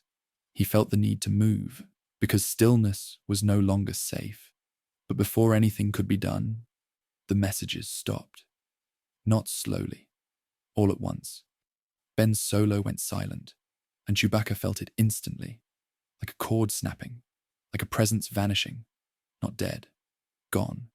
He stood in the cockpit, staring at the stars, waiting for a call that never came. Because sometimes the worst warning is the one that arrives too late. The galaxy did not feel it when it happened. No alarms, no shockwave, just a sudden wrongness. Chewbacca felt it while standing inside the Falcon, a pressure in his chest, a pull sharp and cold, like something precious tearing away. Luke's message came hours later, broken, rushed. The academy was gone, students dead, others missing. Fire where hope once stood. Chewbacca didn't wait for details. He didn't ask questions.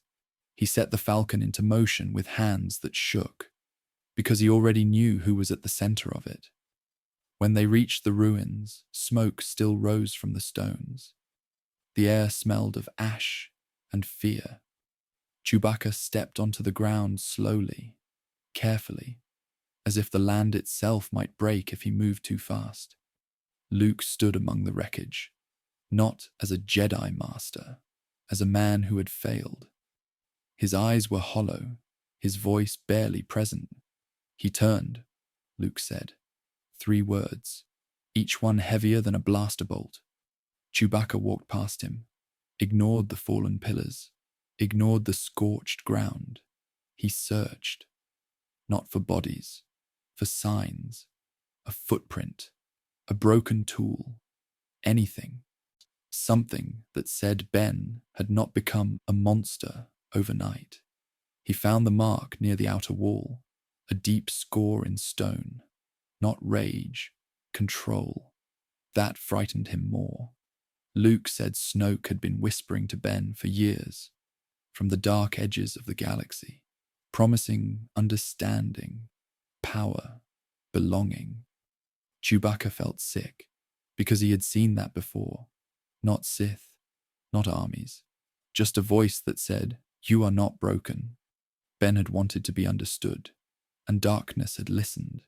They tracked him for days, through dead systems, through scattered clues. Always too late, always one step behind.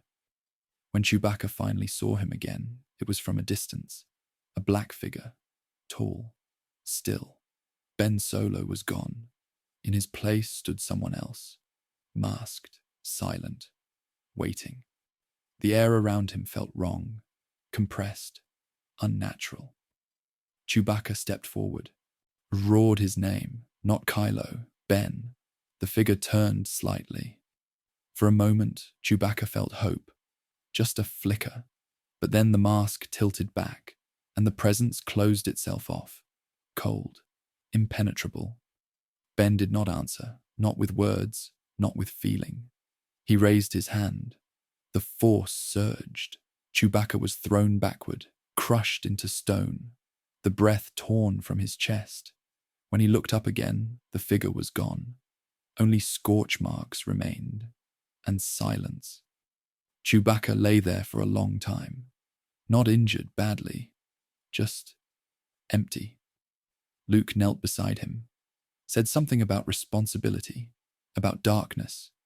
Chewbacca didn't hear it, because he was remembering a child's laugh, small hands in his fur, a promise made in Wookiee long ago. "I will always come if you call." Ben had called, and he had been too far away to hear. The Falcon carried them back through hyperspace. No one spoke. Han learned the truth later. Chewbacca watched it destroy him slowly. Anger first, then denial, then something like grief that never found shape. Leia tried to hold the family together, but families break quietly, from the inside. Chewbacca stayed near them, always present, always silent. Because if he left now, there would be nothing holding them at all. The light had fractured, not shattered, but cracked. And once cracked, it would never be the same. He knew then. The war was not over. It had only changed faces. And the boy he once carried through the halls of the Falcon was now walking a path that led straight into darkness. And this time, Chewbacca could not outrun it. The name came like a wound, not shouted, not declared, just revealed. Kylo Ren. The first time Chewbacca heard it spoken out loud, it didn't sound like a name. It sounded like a cut in the air, sharp, empty. He was standing in a resistance base, surrounded by whispers. Leia had just walked out of a briefing, her eyes fixed on the floor. A general, a mother, and now a woman carrying the weight of a son lost to a title. Chewbacca didn't ask her what it meant. He didn't have to. The boy they had all raised was now gone, swallowed by a new identity, one forged in the shadows. Kylo Ren moved differently than Ben. He walked like he owned every hallway he entered, spoke like the galaxy owed him a debt, fought like pain was his only truth. Every transmission, every captured image showed someone becoming less human and more myth.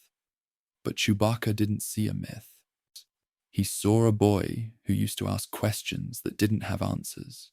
He remembered small hands holding a Hydra spanner, too big for his grip. He remembered the way Ben used to sneak onto the Falcon to sleep beneath the Navy computer, because it made him feel safe. Now he was building weapons that shattered worlds. Now he commanded troops like a ghost in armor. And Chewbacca held his silence. He watched Han prepare for something they both knew was coming. A confrontation. A final plea. Han never said it out loud, but Chewbacca knew. He saw it in the way Han polished his blaster without looking at it, in the way he stared at hyperspace too long, in the way he didn't say goodbye. And when the time came to leave for Starkiller Base, Han walked alone to the boarding ramp. Chewbacca followed, uninvited. They didn't speak on the flight there, not a single word, but something passed between them anyway. A quiet understanding. This might be the last thing they ever did together. On the frozen world, they moved like old partners again, through corridors, through danger, side by side. And then, the bridge. Chewbacca held back. Han stepped forward, across metal, toward the one thing he had never been able to fix, his son. Chewbacca watched from the shadows, breath held, heart still. The words weren't audible from where he stood, but he didn't need to hear them. He saw Han place a hand on Ben's face. He saw Ben's lips move, and then he saw the light pass through Han's chest. Chewbacca roared, fired without thinking, screamed until it tore his throat. The sound echoed down corridors and through armor. The resistance called it rage, but it wasn't. It was heartbreak.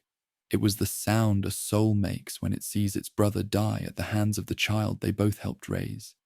They escaped. Barely. But Chewbacca left something behind in that cold air. A part of him.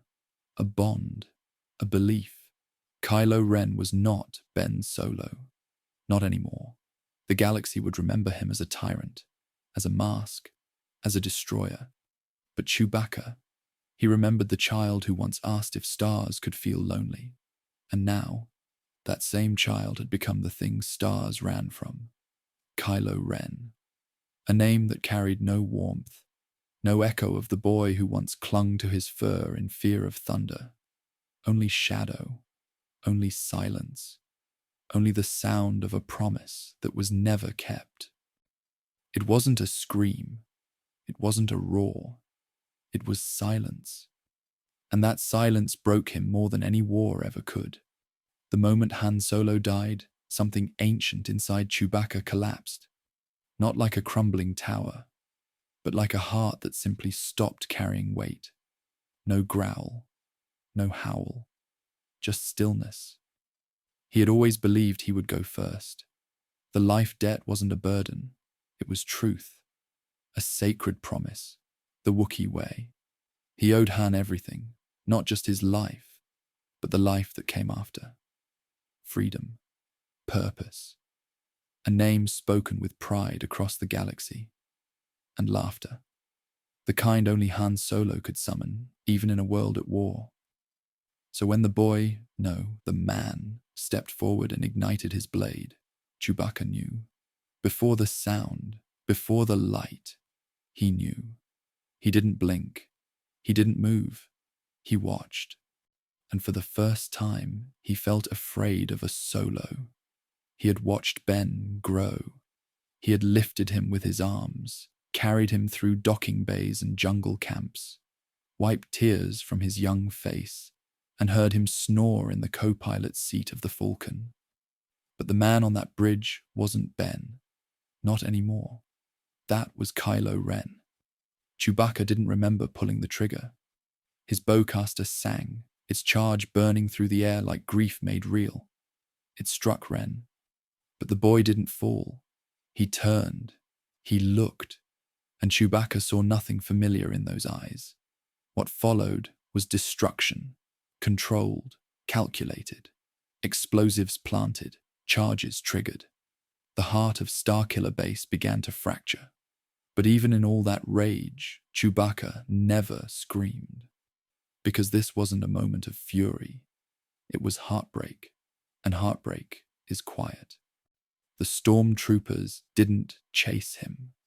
The officers didn't speak his name. He moved through the corridors like a ghost. The same halls he had walked with Han hours before, now echoed with the sound of emergency klaxons and blaster fire.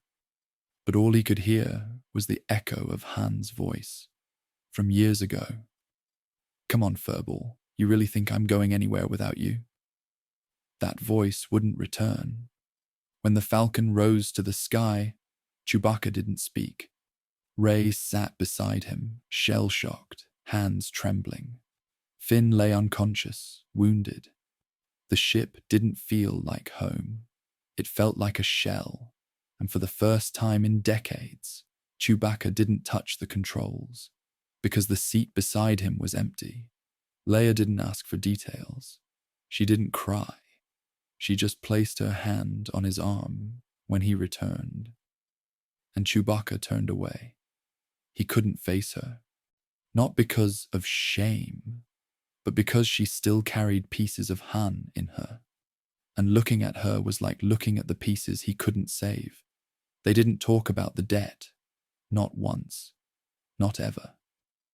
The Wookiees have a word, rovwar, for a silence born from grief.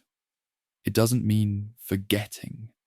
It means honoring something too sacred to speak aloud. Chewbacca entered that silence, and the galaxy never heard his full roar again. Not like before. The Resistance won battles, plans moved forward, bases were relocated. But something was missing every time the Falcon landed. Not just a captain, not just a pilot, but a bond that had shaped the galaxy in its own quiet way. A smuggler and his co-pilot, a scoundrel and his brother, a man and a Wookiee. And now one of them was gone, forever. He didn't weep. He didn't fall to his knees. Chewbacca just stood there, staring. Han's body dropped to the catwalk, motionless. The red light of Starkiller Base shimmered through the steel beneath him. And the one who did it, the boy he helped raise, just stood there too. There are moments where time folds in on itself, where past and present collapse into a single heartbeat. Chewbacca had seen Han die before, in nightmares, in visions, in quiet fears that had no shape, but never like this. He was still holding the detonator. His hand squeezed it before he could think, before he could breathe. The bowcaster fired once, just once, and it hit Ben.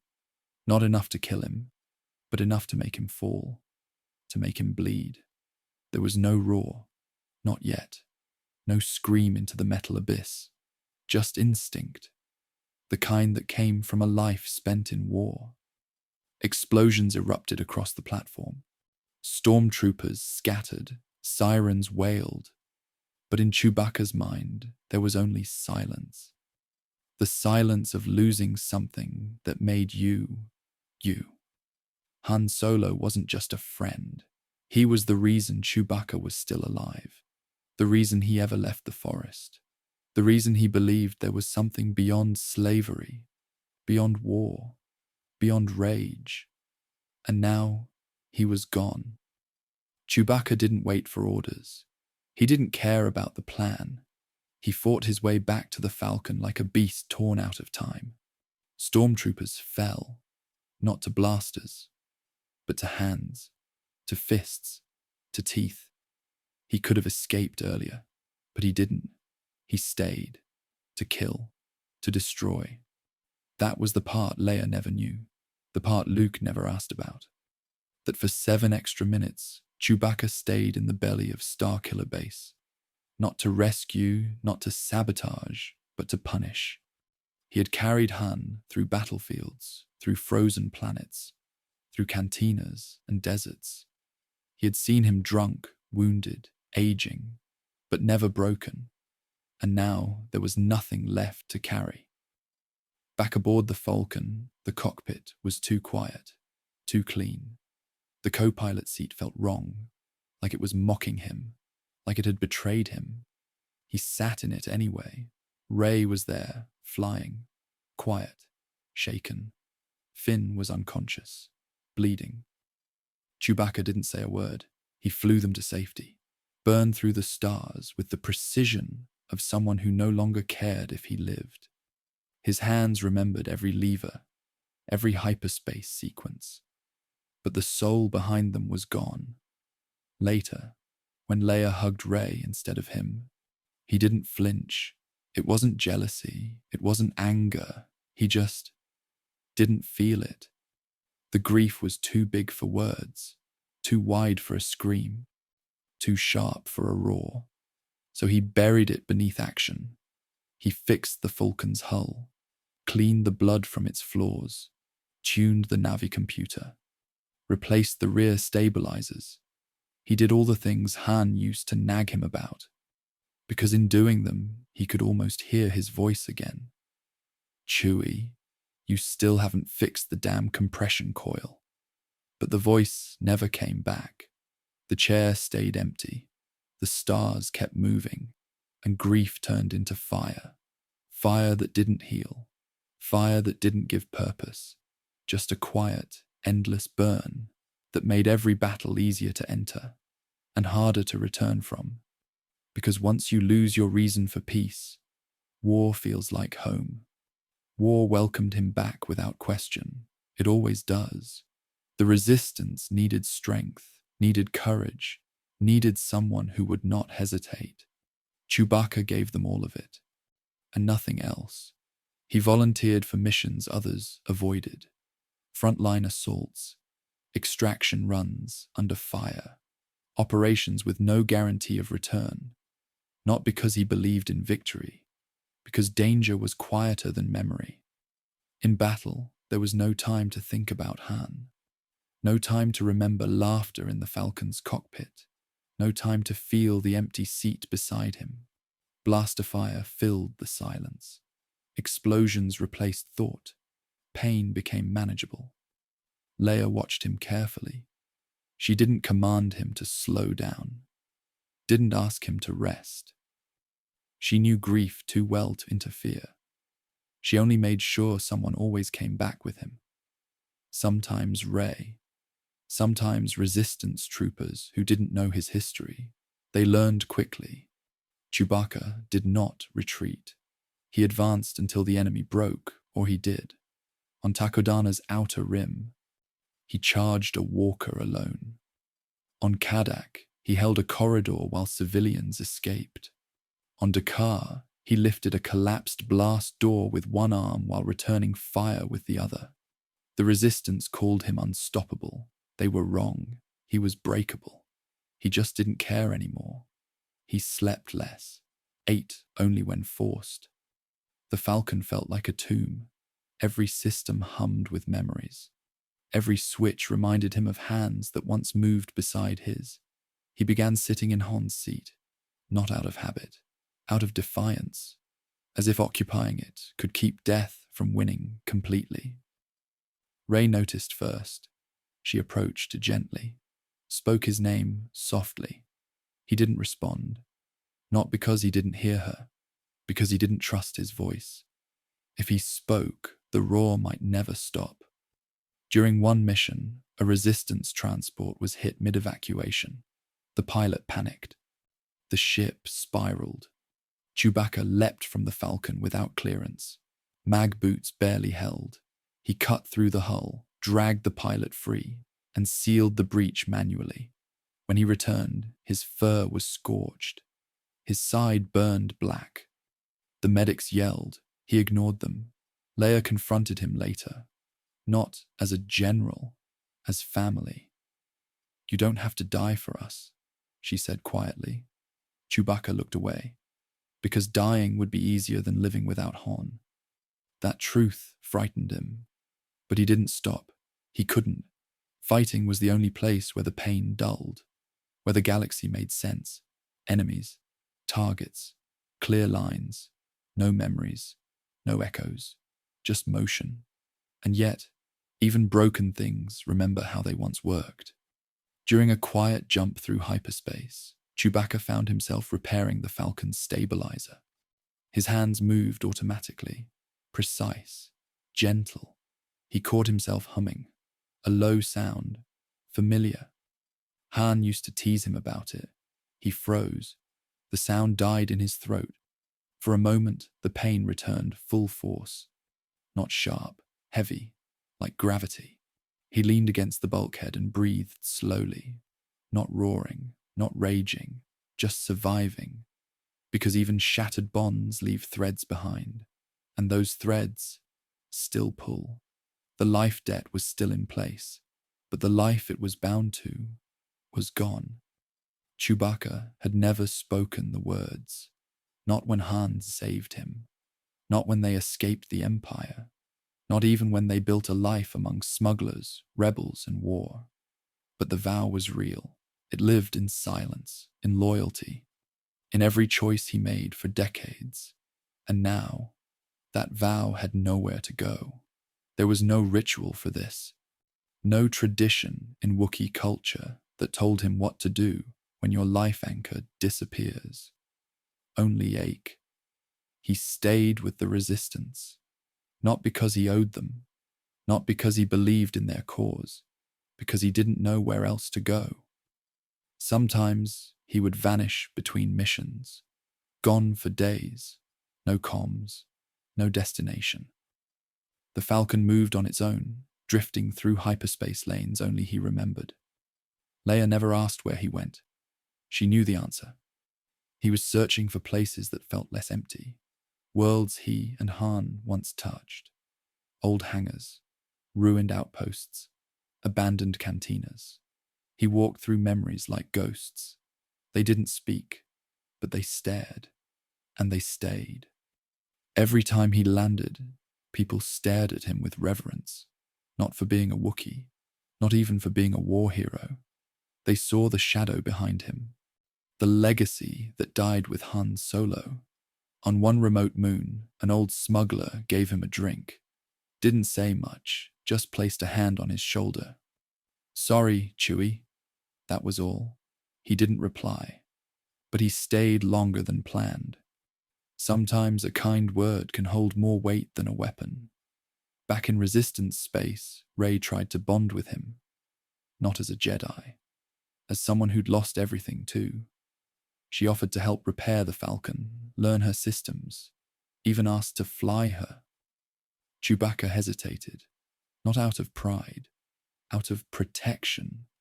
The Falcon was sacred, but he saw something in Rey, the same raw courage Han once mocked and admired. He let her take the co-pilot seat. Didn't say anything, just nodded once. That was enough. They flew together in silence, not quite family, but close. When Leia passed, everything changed again. Another thread. She'd gone. Another presence, dimmed. He roared then, louder than he ever had in years. The base heard it echo through the hangar walls. It wasn't anger, it wasn't even grief. It was helplessness, the kind that breaks things, and no one stopped him. No one could. Later, Rey placed Leia's saber in his hands. He didn't want it, but he accepted it. He carried it for her, not for himself, because carrying pain is part of love, and Wookiees never forget love. The war raged on. Victories came and went. Planets burned. Alliances shifted. But Chewbacca remained. Not because he was unbreakable, but because he had been broken already and survived. He no longer roared on the battlefield to intimidate. He roared to remind himself that he was still alive, that even in silence, some promises echo. The life debt was never lifted, even now, even without Han. Because, in truth, he wasn't protecting Han's life. He was honoring what that life had meant, what it gave him: freedom, friendship, purpose. And those things don't die when the person does. Chewbacca still flies the Falcon, still watches the stars pass, still waits, sometimes, for a voice that isn't coming back. But the seat beside him isn't empty anymore. It holds memory, and that's enough. They were all gone now, not vanished in a single moment, but one by one, like stars fading from a night sky that no longer remembered their names. Han, Leia, even Luke. Chewbacca had outlived them all. It wasn't supposed to be this way. He had never imagined he would still be here, walking among blaster fire and half-believed hopes, while the voices that once guided the rebellion had fallen silent. The galaxy was supposed to grow quieter after victory, but the wars kept coming.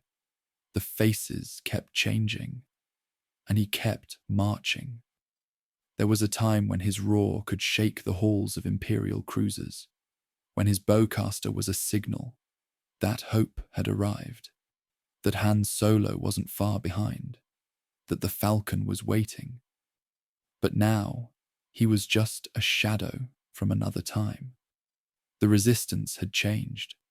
Young pilots, fresh commanders, names he didn't know, faces that hadn't yet learned what it cost to keep going. They looked at him with awe, but not understanding. They saw the legend, not the pain. Chewbacca didn't speak much. That hadn't changed. But now, his silence felt heavier. Not because he had nothing to say, but because so few would understand what those words meant anymore. The ones who knew, truly knew, were gone. He remembered the way Leia used to glance at him during briefings. No words needed, just a small look, a shared knowing. She was a general, yes, but also a friend, a sister in spirit. She never treated him as a sidekick. She treated him as an equal. He remembered Luke's quiet presence, his strange mix of youth and ancient wisdom. They hadn't been close, not like he was with Han, but there had been respect, mutual recognition, a bond forged in fire and grown in silence. And Han, that was the wound that still bled. Han was never meant to die in front of him. That moment on Starkiller Base wasn't just the death of a friend.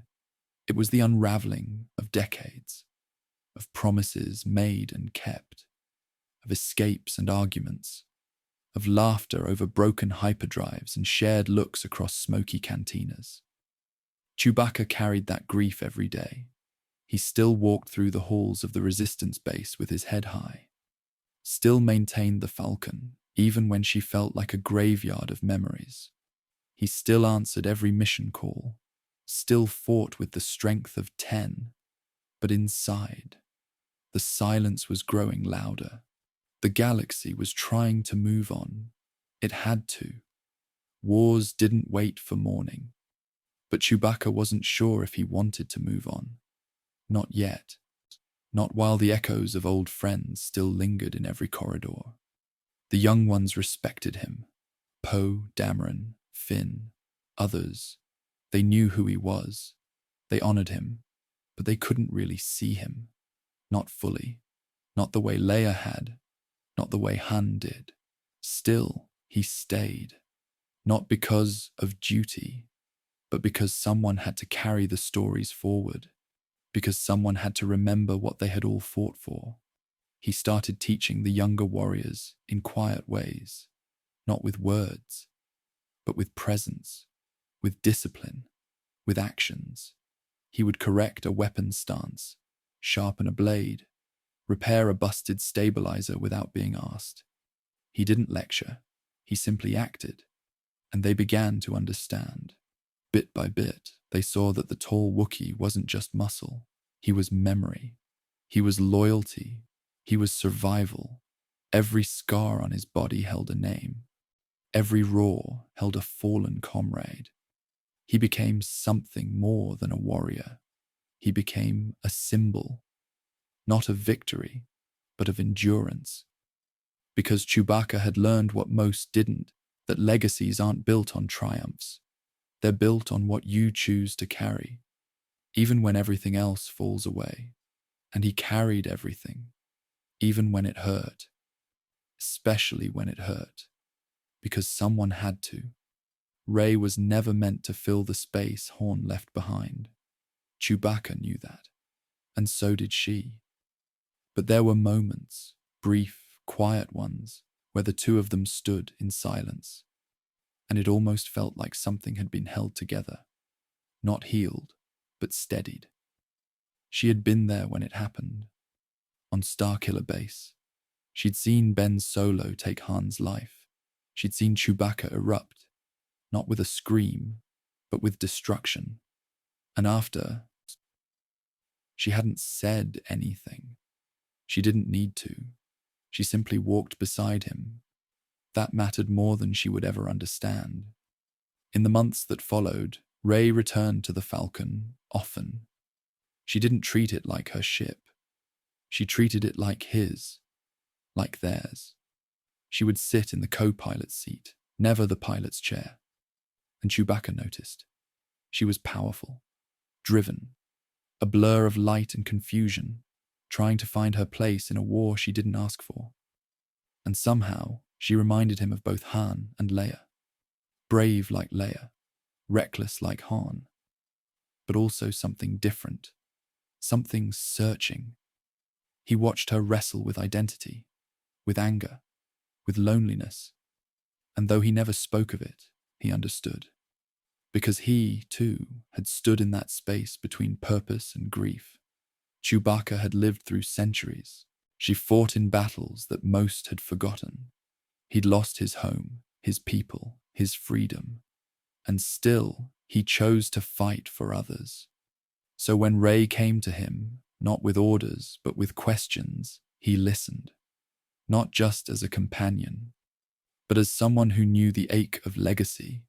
She asked him about Han once. What was he like? Really? Chewbacca didn't answer with words.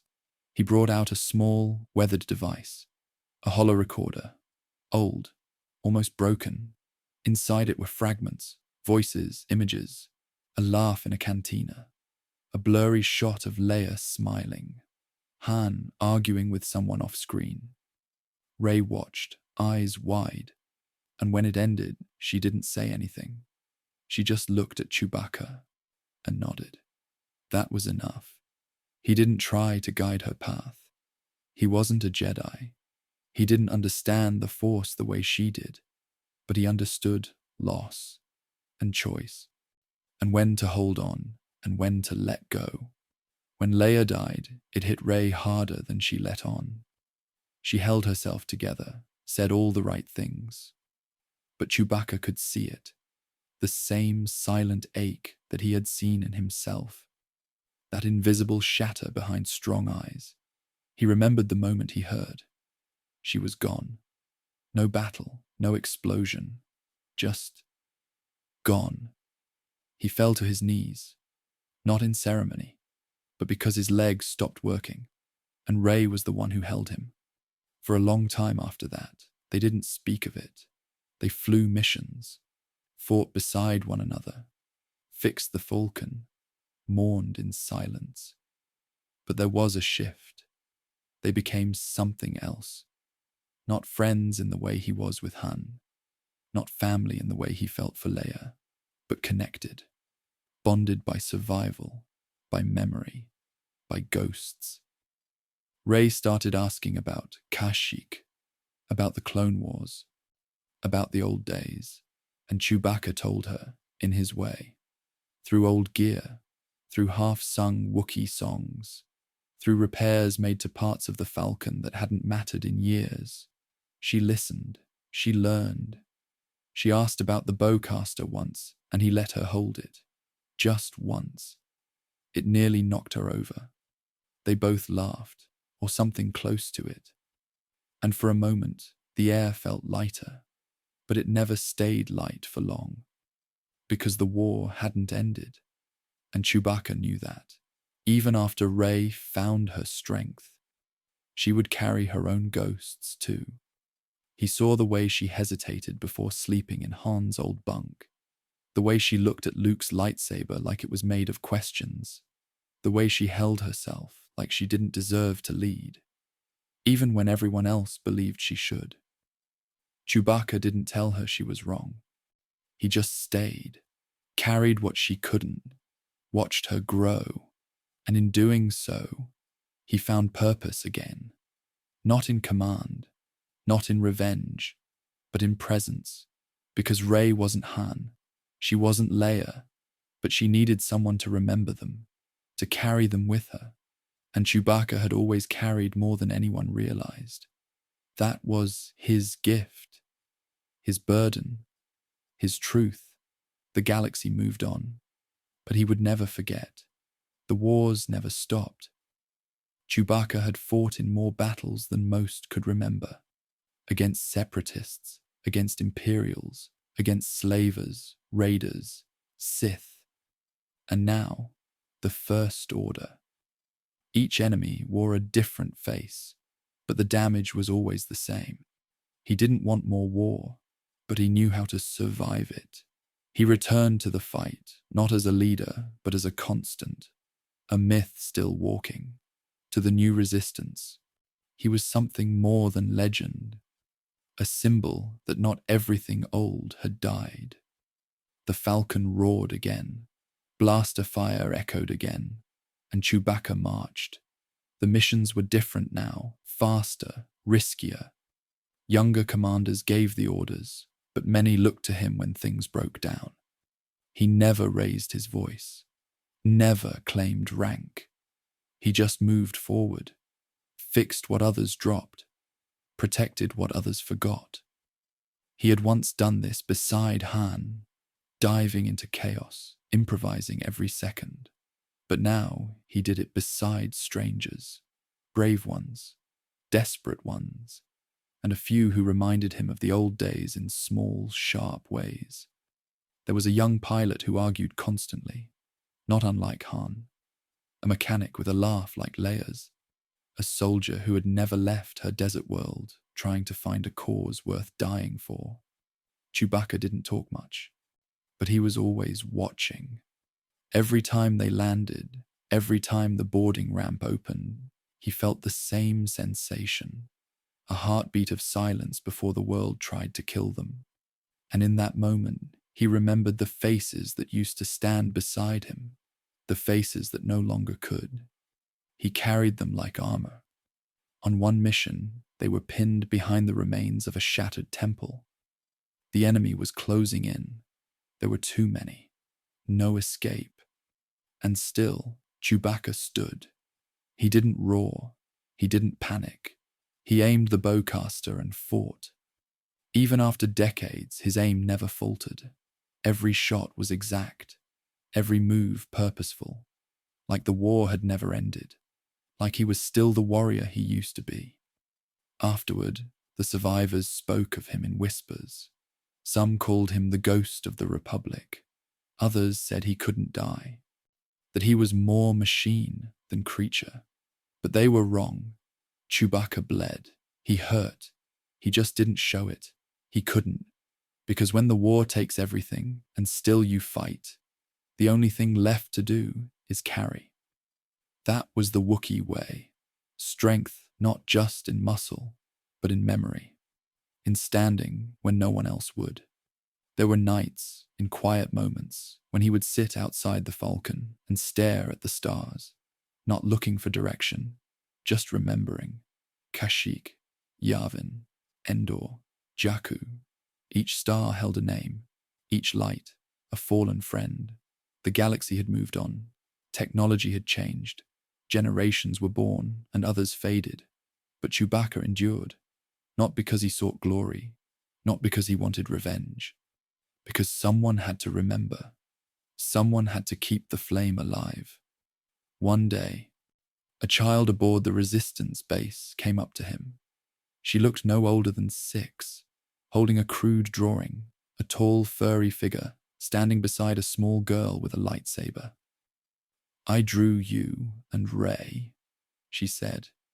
He took the drawing and held it carefully, like it was fragile, like it mattered, because it did. Even in war, there was memory, hope, small moments that whispered that maybe, someday, peace would be more than a pause between battles. But Chewbacca knew better. Peace was rare and never permanent. So he stayed ready. The Falcon, battered and patched, still flew true. He kept it that way, not for glory, not even for duty, but because it was home, the only one he had left. Every scorch mark told a story. Every creak in the hull echoed Han's voice. Every blinking light carried Leia's breath. And when the engines hummed, it sounded almost like the laughter they used to share. Almost, but never quite. The galaxy didn't need heroes. It needed anchors.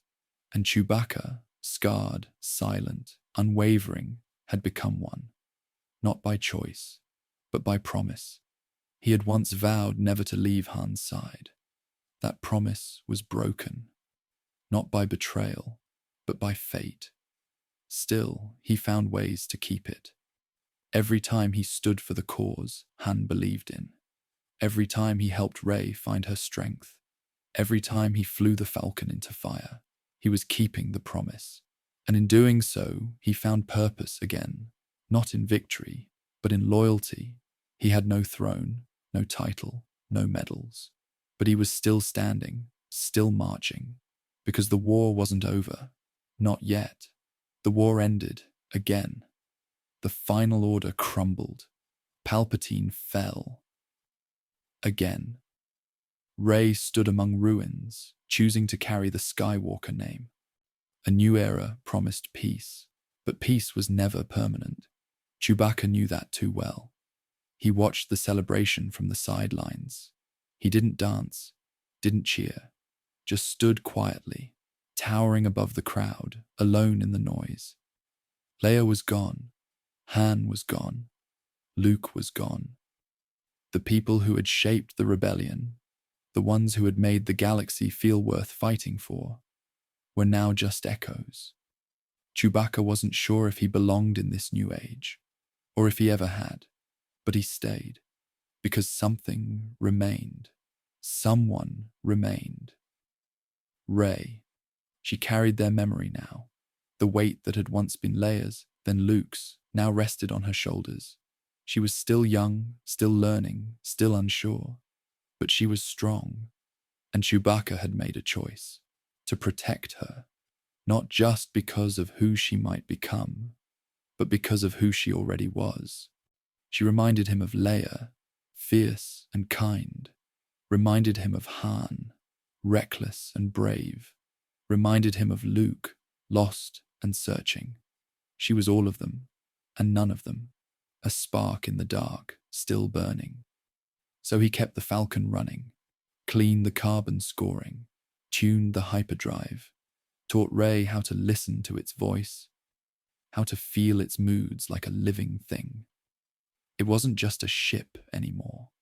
It was a shrine to friendships lost, to promises kept. Sometimes he would find Rey asleep in the pilot's chair, her hand resting on the controls, breathing slow, forehead creased like she was dreaming of battles yet to come, and he would sit beside her in silence, not to wake her, just to guard the peace she found, even if only for a few hours. Other times, she would ask about Han, about Leia, about what they were like. Not as heroes, but as people, and Chewbacca would answer in low, slow growls, telling her about the time Han pretended to understand Kashyyyk and got the landing coordinates wrong, or the time Leia punched a diplomat in the face because he insulted Chewie's fur. Rey would laugh, then cry, then thank him for remembering. He never told her that remembering was the only thing keeping him from falling apart. Because when you live longer than everyone you love, memory is both comfort and curse. He had become the last of his kind, not in species, but in spirit, the last to remember the beginning, the first to carry the end. The galaxy kept spinning. New faces came and went. New wars threatened to rise, and Chewbacca stood among them, taller, quieter, older. He taught young Wookiees how to rebuild ships, trained pilots how to fly without droids. She showed warriors how to listen before they fired. They called him Elder, Master, General, but he never asked for those titles. He only answered to friend. Sometimes he would return to Kashyyyk, to the trees he once swung through as a child, to the mountains where his father taught him how to hunt, to the rivers that still held the sounds of his youth. But the world had changed. The scars of slavery, invasion, and war still lingered. Even in peace, wounds remained. He visited the old memorials, places carved with names of those lost during the Clone Wars, the Imperial Siege, the First Order raids. And though many names were gone, one always remained in his heart. Tarful, his old comrade, a brother in battle, another flame now extinguished. He placed offerings, whispered prayers, and left without ceremony, because grief didn't need to be loud. It only needed to be true. Rey asked him once, "What do you want, Chewie?" He didn't answer for a long time. Then finally, he turned to her and growled something low. To be remembered. Not as a warrior, not even as a legend, but as someone who never left. Someone who stood in every storm, who lost everything, and still gave everything. That was the legacy he chose, not carved in stone, but carried in others. And so, the Falcon flew again, through stars older than war, through systems still healing, through memories that refused to fade. Chewbacca sat in the co-pilot's seat, Rey at the helm. The galaxy stretched ahead. He wasn't young anymore, but he wasn't done. There were still lives to save, still wrongs to right, still stories to tell. And as the ship jumped into hyperspace, stars bending around them like ripples in time, he let himself feel it, the weight of a life fully lived, and the quiet hope that maybe someone, somewhere, would remember. Not the roar, not the rage, but the loyalty, the love, the heart of a Wookiee who never stopped fighting for family. The Wookiee returned home, not the soldier, not the smuggler, not the legend, just the Wookiee. His steps were heavy against the soft soil of Kashyyyk. The great Rosha trees stretched above him like memories frozen in time. There was no fanfare, no music, only the rustle of wind through branches and the quiet call of birds that had never left. He stood at the edge of his village and didn't move. Kashyyyk had changed. The battle scars were deep, burn marks on tree trunks, shattered rope bridges left unrepaired, and homes that once held generations now empty, their silence louder than war. But the land was still alive. That mattered. Chewbacca didn't come back with a cause. He came back with silence. In his heart, there were names he didn't say. Han, Leia, Luke, names that once echoed through the galaxy. Now they lived only inside him, and that's what haunted him the most. He had always returned from war carrying someone else's pain, a friend's injury, a brother's body, a ship's final transmission. But this time, he had nothing in his arms, no body to bury, no grave to visit, only silence. The Wookiee elders met him with bowed heads. They didn't ask questions. They didn't need to. Wookiees understood the weight of unspoken grief. They only placed their hands over his shoulders and nodded. For a long time, he didn't speak, not even to the young ones who gathered near his hut, peeking from behind roots, curious about the giant who walked like a shadow. He just sat beneath the same tree where his father had taught him to fight, the same tree where he'd first promised to protect his people, and where he'd promised to come back. He had, but not as the same Wookiee. Each night the forest whispered, and sometimes in the wind he swore he could hear Han's voice, laughing, arguing, calling his name across hyperspace. And each time Chewbacca turned toward the sound, only to find the stars waiting. He rarely howled, not anymore. There was a time when his voice had shaken mountains, during battles, during loss, during celebration. But the galaxy had quieted him, not out of fear, not out of shame, but out of exhaustion. Even legends grow tired. There was a ceremony on the third night of his return, one of the old ones, forgotten by most. The elders gathered in a wide clearing. Torches lit the trunks of the trees in soft gold. Drums echoed, low and slow, and the warriors sang.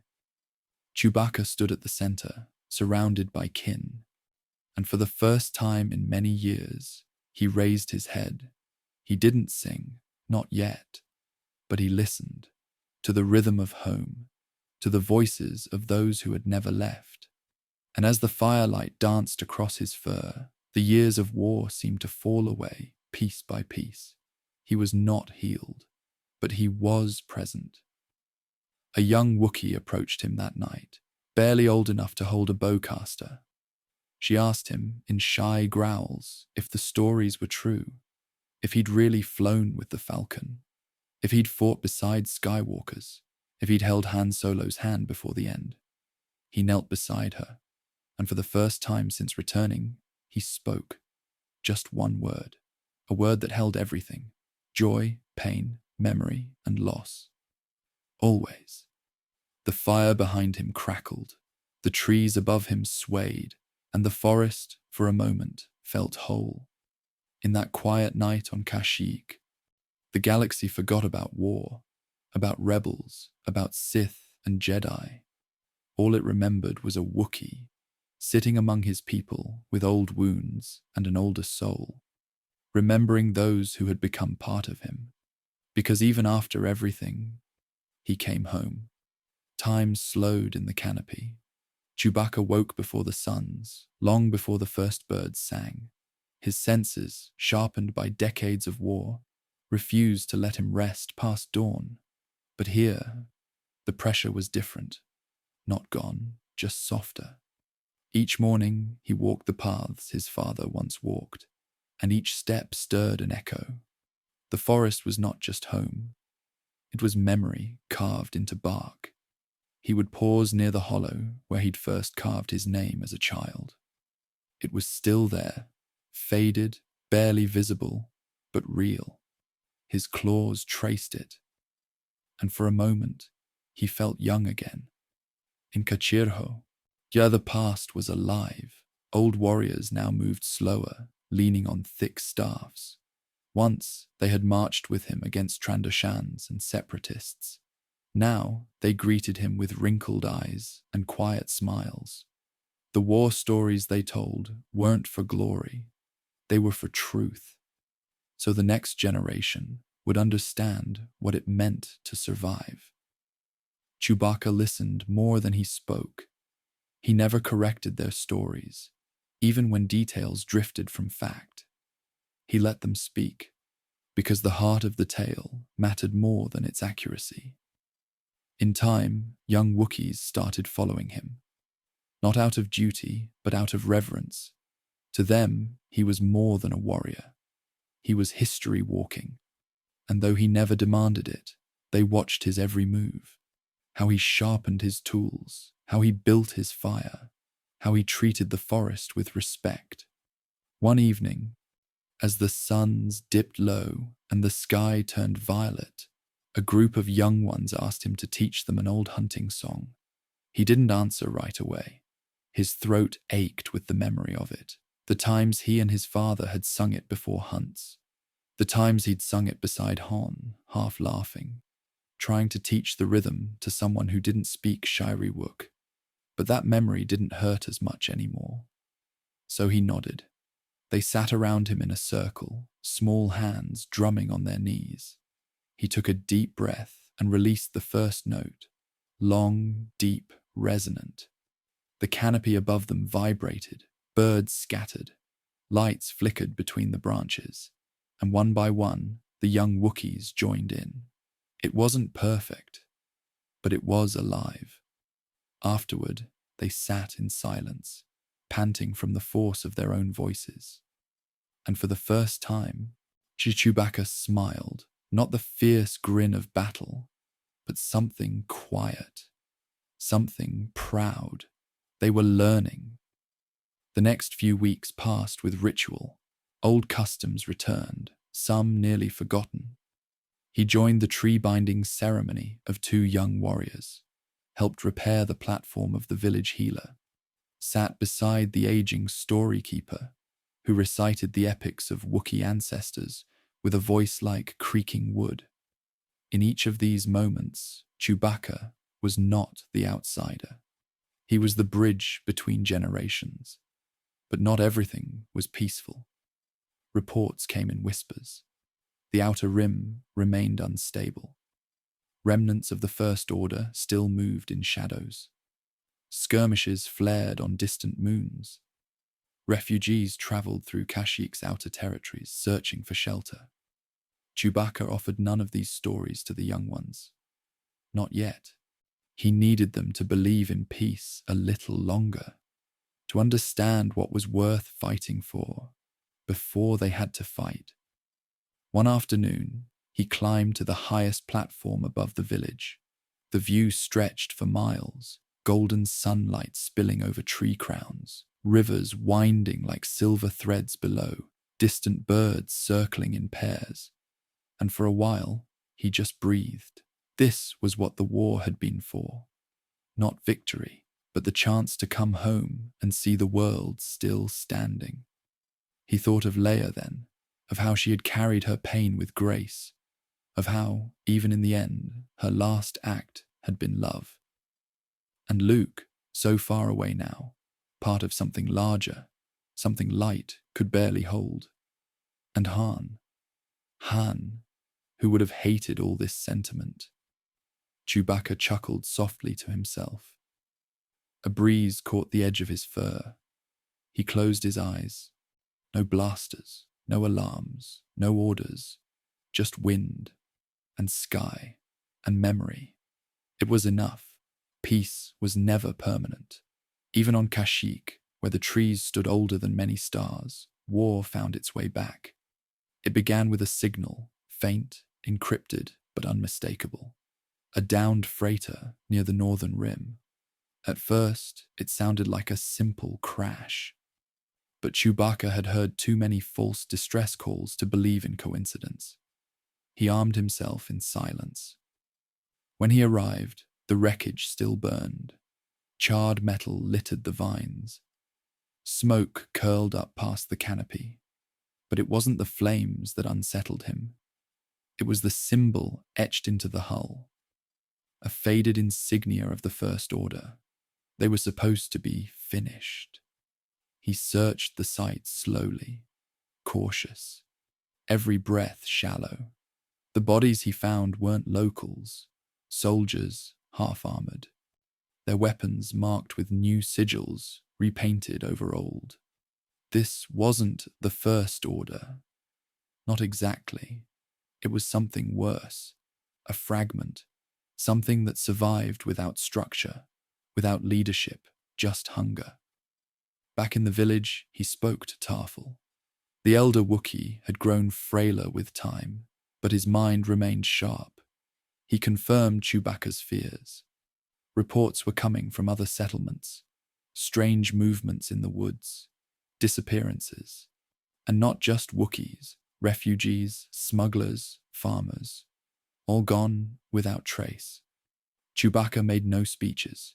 He simply gathered his weapons, the bowcaster, the old bandolier, a belt of charges, and then he vanished into the forest. He didn't ask others to follow, but some did.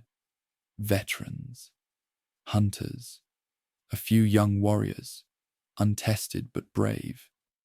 They called themselves nothing, carried no banner, and only silence and fury. The enemy wasn't an army. It was a sickness. Cells of former stormtroopers, mercenaries with broken codes, outlaws who wore the armor of dead regimes. They had no leaders, only missions, sabotage, control, fear. And when they came to Kashyyyk, they underestimated its people. That was their final mistake. Chewbacca fought like the forest itself had risen with him. Silent traps, ambushes, quick strikes and vanishings. He used the land, every root, every vine, every shadow. He remembered the Clone Wars, the Empire, the First Order. This enemy was different, less organized, but cruel in new ways. They targeted children, burned food stores, poisoned water routes, and so he stopped showing mercy. For weeks, the campaign dragged on. Nights blurred into one another. The young warriors who had once sung songs now marched in silence. Some fell, and for each one lost, Chewbacca carved a mark into the trunk of an old tree near the western ridge. By the end, the tree was covered. The final battle was not large. It took place near the cliffs, a camp hidden beneath the roots of a massive rocher.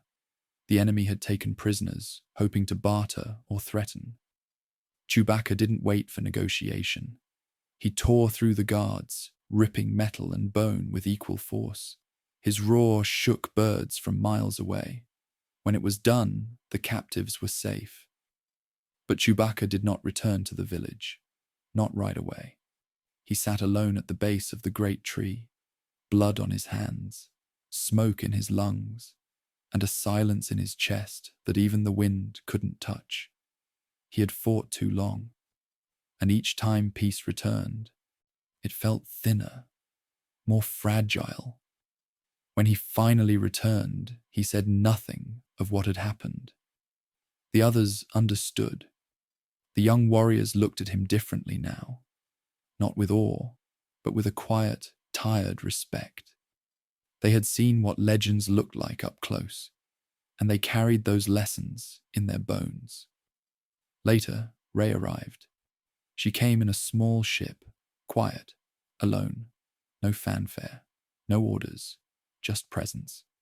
They sat together beneath the stars, neither speaking much.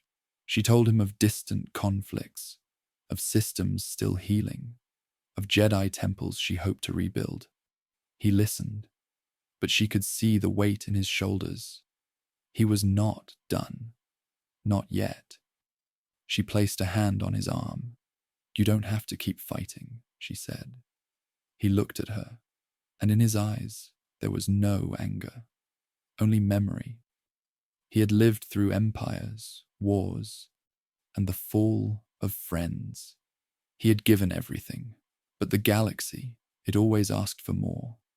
And so he stood. Not because he wanted to, but because others couldn't. The war never truly ended. Not for Wookiees, not for legends, not for Chewbacca. Time moved differently now. The battles faded, the fire quieted, but Chewbacca remained. In the heart of Kashyyyk's forest, near the cliffs where he had once fought off invaders, he built something small. Not a home. He had never needed one. But a place. a circle of stone carved into the ground, moss-covered, silent. Around it, the trees were ancient, thick with memory. No one came here without purpose. It was where he brought the names. Each time a friend passed. Each time someone was lost to war, to time, or to the weight of the galaxy, he came here. He did not speak. He did not roar. He placed a carved token by the stone and sat in stillness. There were many tokens. Hands was the first, smooth wood, shaped by hand, burned with the old rebel crest. He had carved it the day after Starkiller Base, quietly, alone. He hadn't told Leia. He hadn't told anyone. After that came others. Leia's, Luke's, even Ben's Solo. Though his path was dark, the end had still been light. Chewbacca didn't judge the dead. He remembered them. That was enough. The forest grew around the shrine, slowly curling inward like it understood. Birds no longer sang near it. The wind whispered differently. And in the deep of night, if one listened closely, it almost felt like the trees spoke back. This was how legends slept. Not in tombs, not in statues, but in places no map recorded. Places only the soul could find. Jar children from the nearby village began to follow him sometimes. From a distance at first, then closer. They never spoke during the walks. They understood it was sacred. When they asked who the names belonged to, Chewbacca would answer with a story, short, soft, usually unfinished. Han, he once said, as they looked at the token with the rebel crest. He was fast and kind, even when he pretended not to be. The children listened, wide-eyed. They didn't know Han, not truly, but in Chewbacca's voice, he became something more than a smuggler. He became myth. One day, Rey returned. Her robes were worn. Her saber was older now, but her presence still brought a strange peace with it. She asked to see the shrine. Chewbacca nodded. They walked there together, slow, not speaking. When they arrived, she stood in silence. Then, gently, she placed a token of her own, a crystal wrapped in cloth, humming faintly. For those we never met, she said, but still carried. Chewbacca said nothing, but he reached out, touched her shoulder, and stayed there a while. It wasn't long after that the trees began blooming in ways they hadn't in years. New life, thick vines, bright colors, the ecosystem healing. Not because war had ended, war never truly ended, but because grief had found a place to rest. Chewbacca walked slower now. His steps were heavier, not from weakness, but from memory. Every place on Kashyyyk had a story attached. That cliff where Yoda once stood beside him. That village where his cousin was taken during the Empire's raids. That river he crossed while carrying Han on his back, wounded and cursing the whole way. The world was full of echoes, and sometimes, and at night, he swore he heard them answer.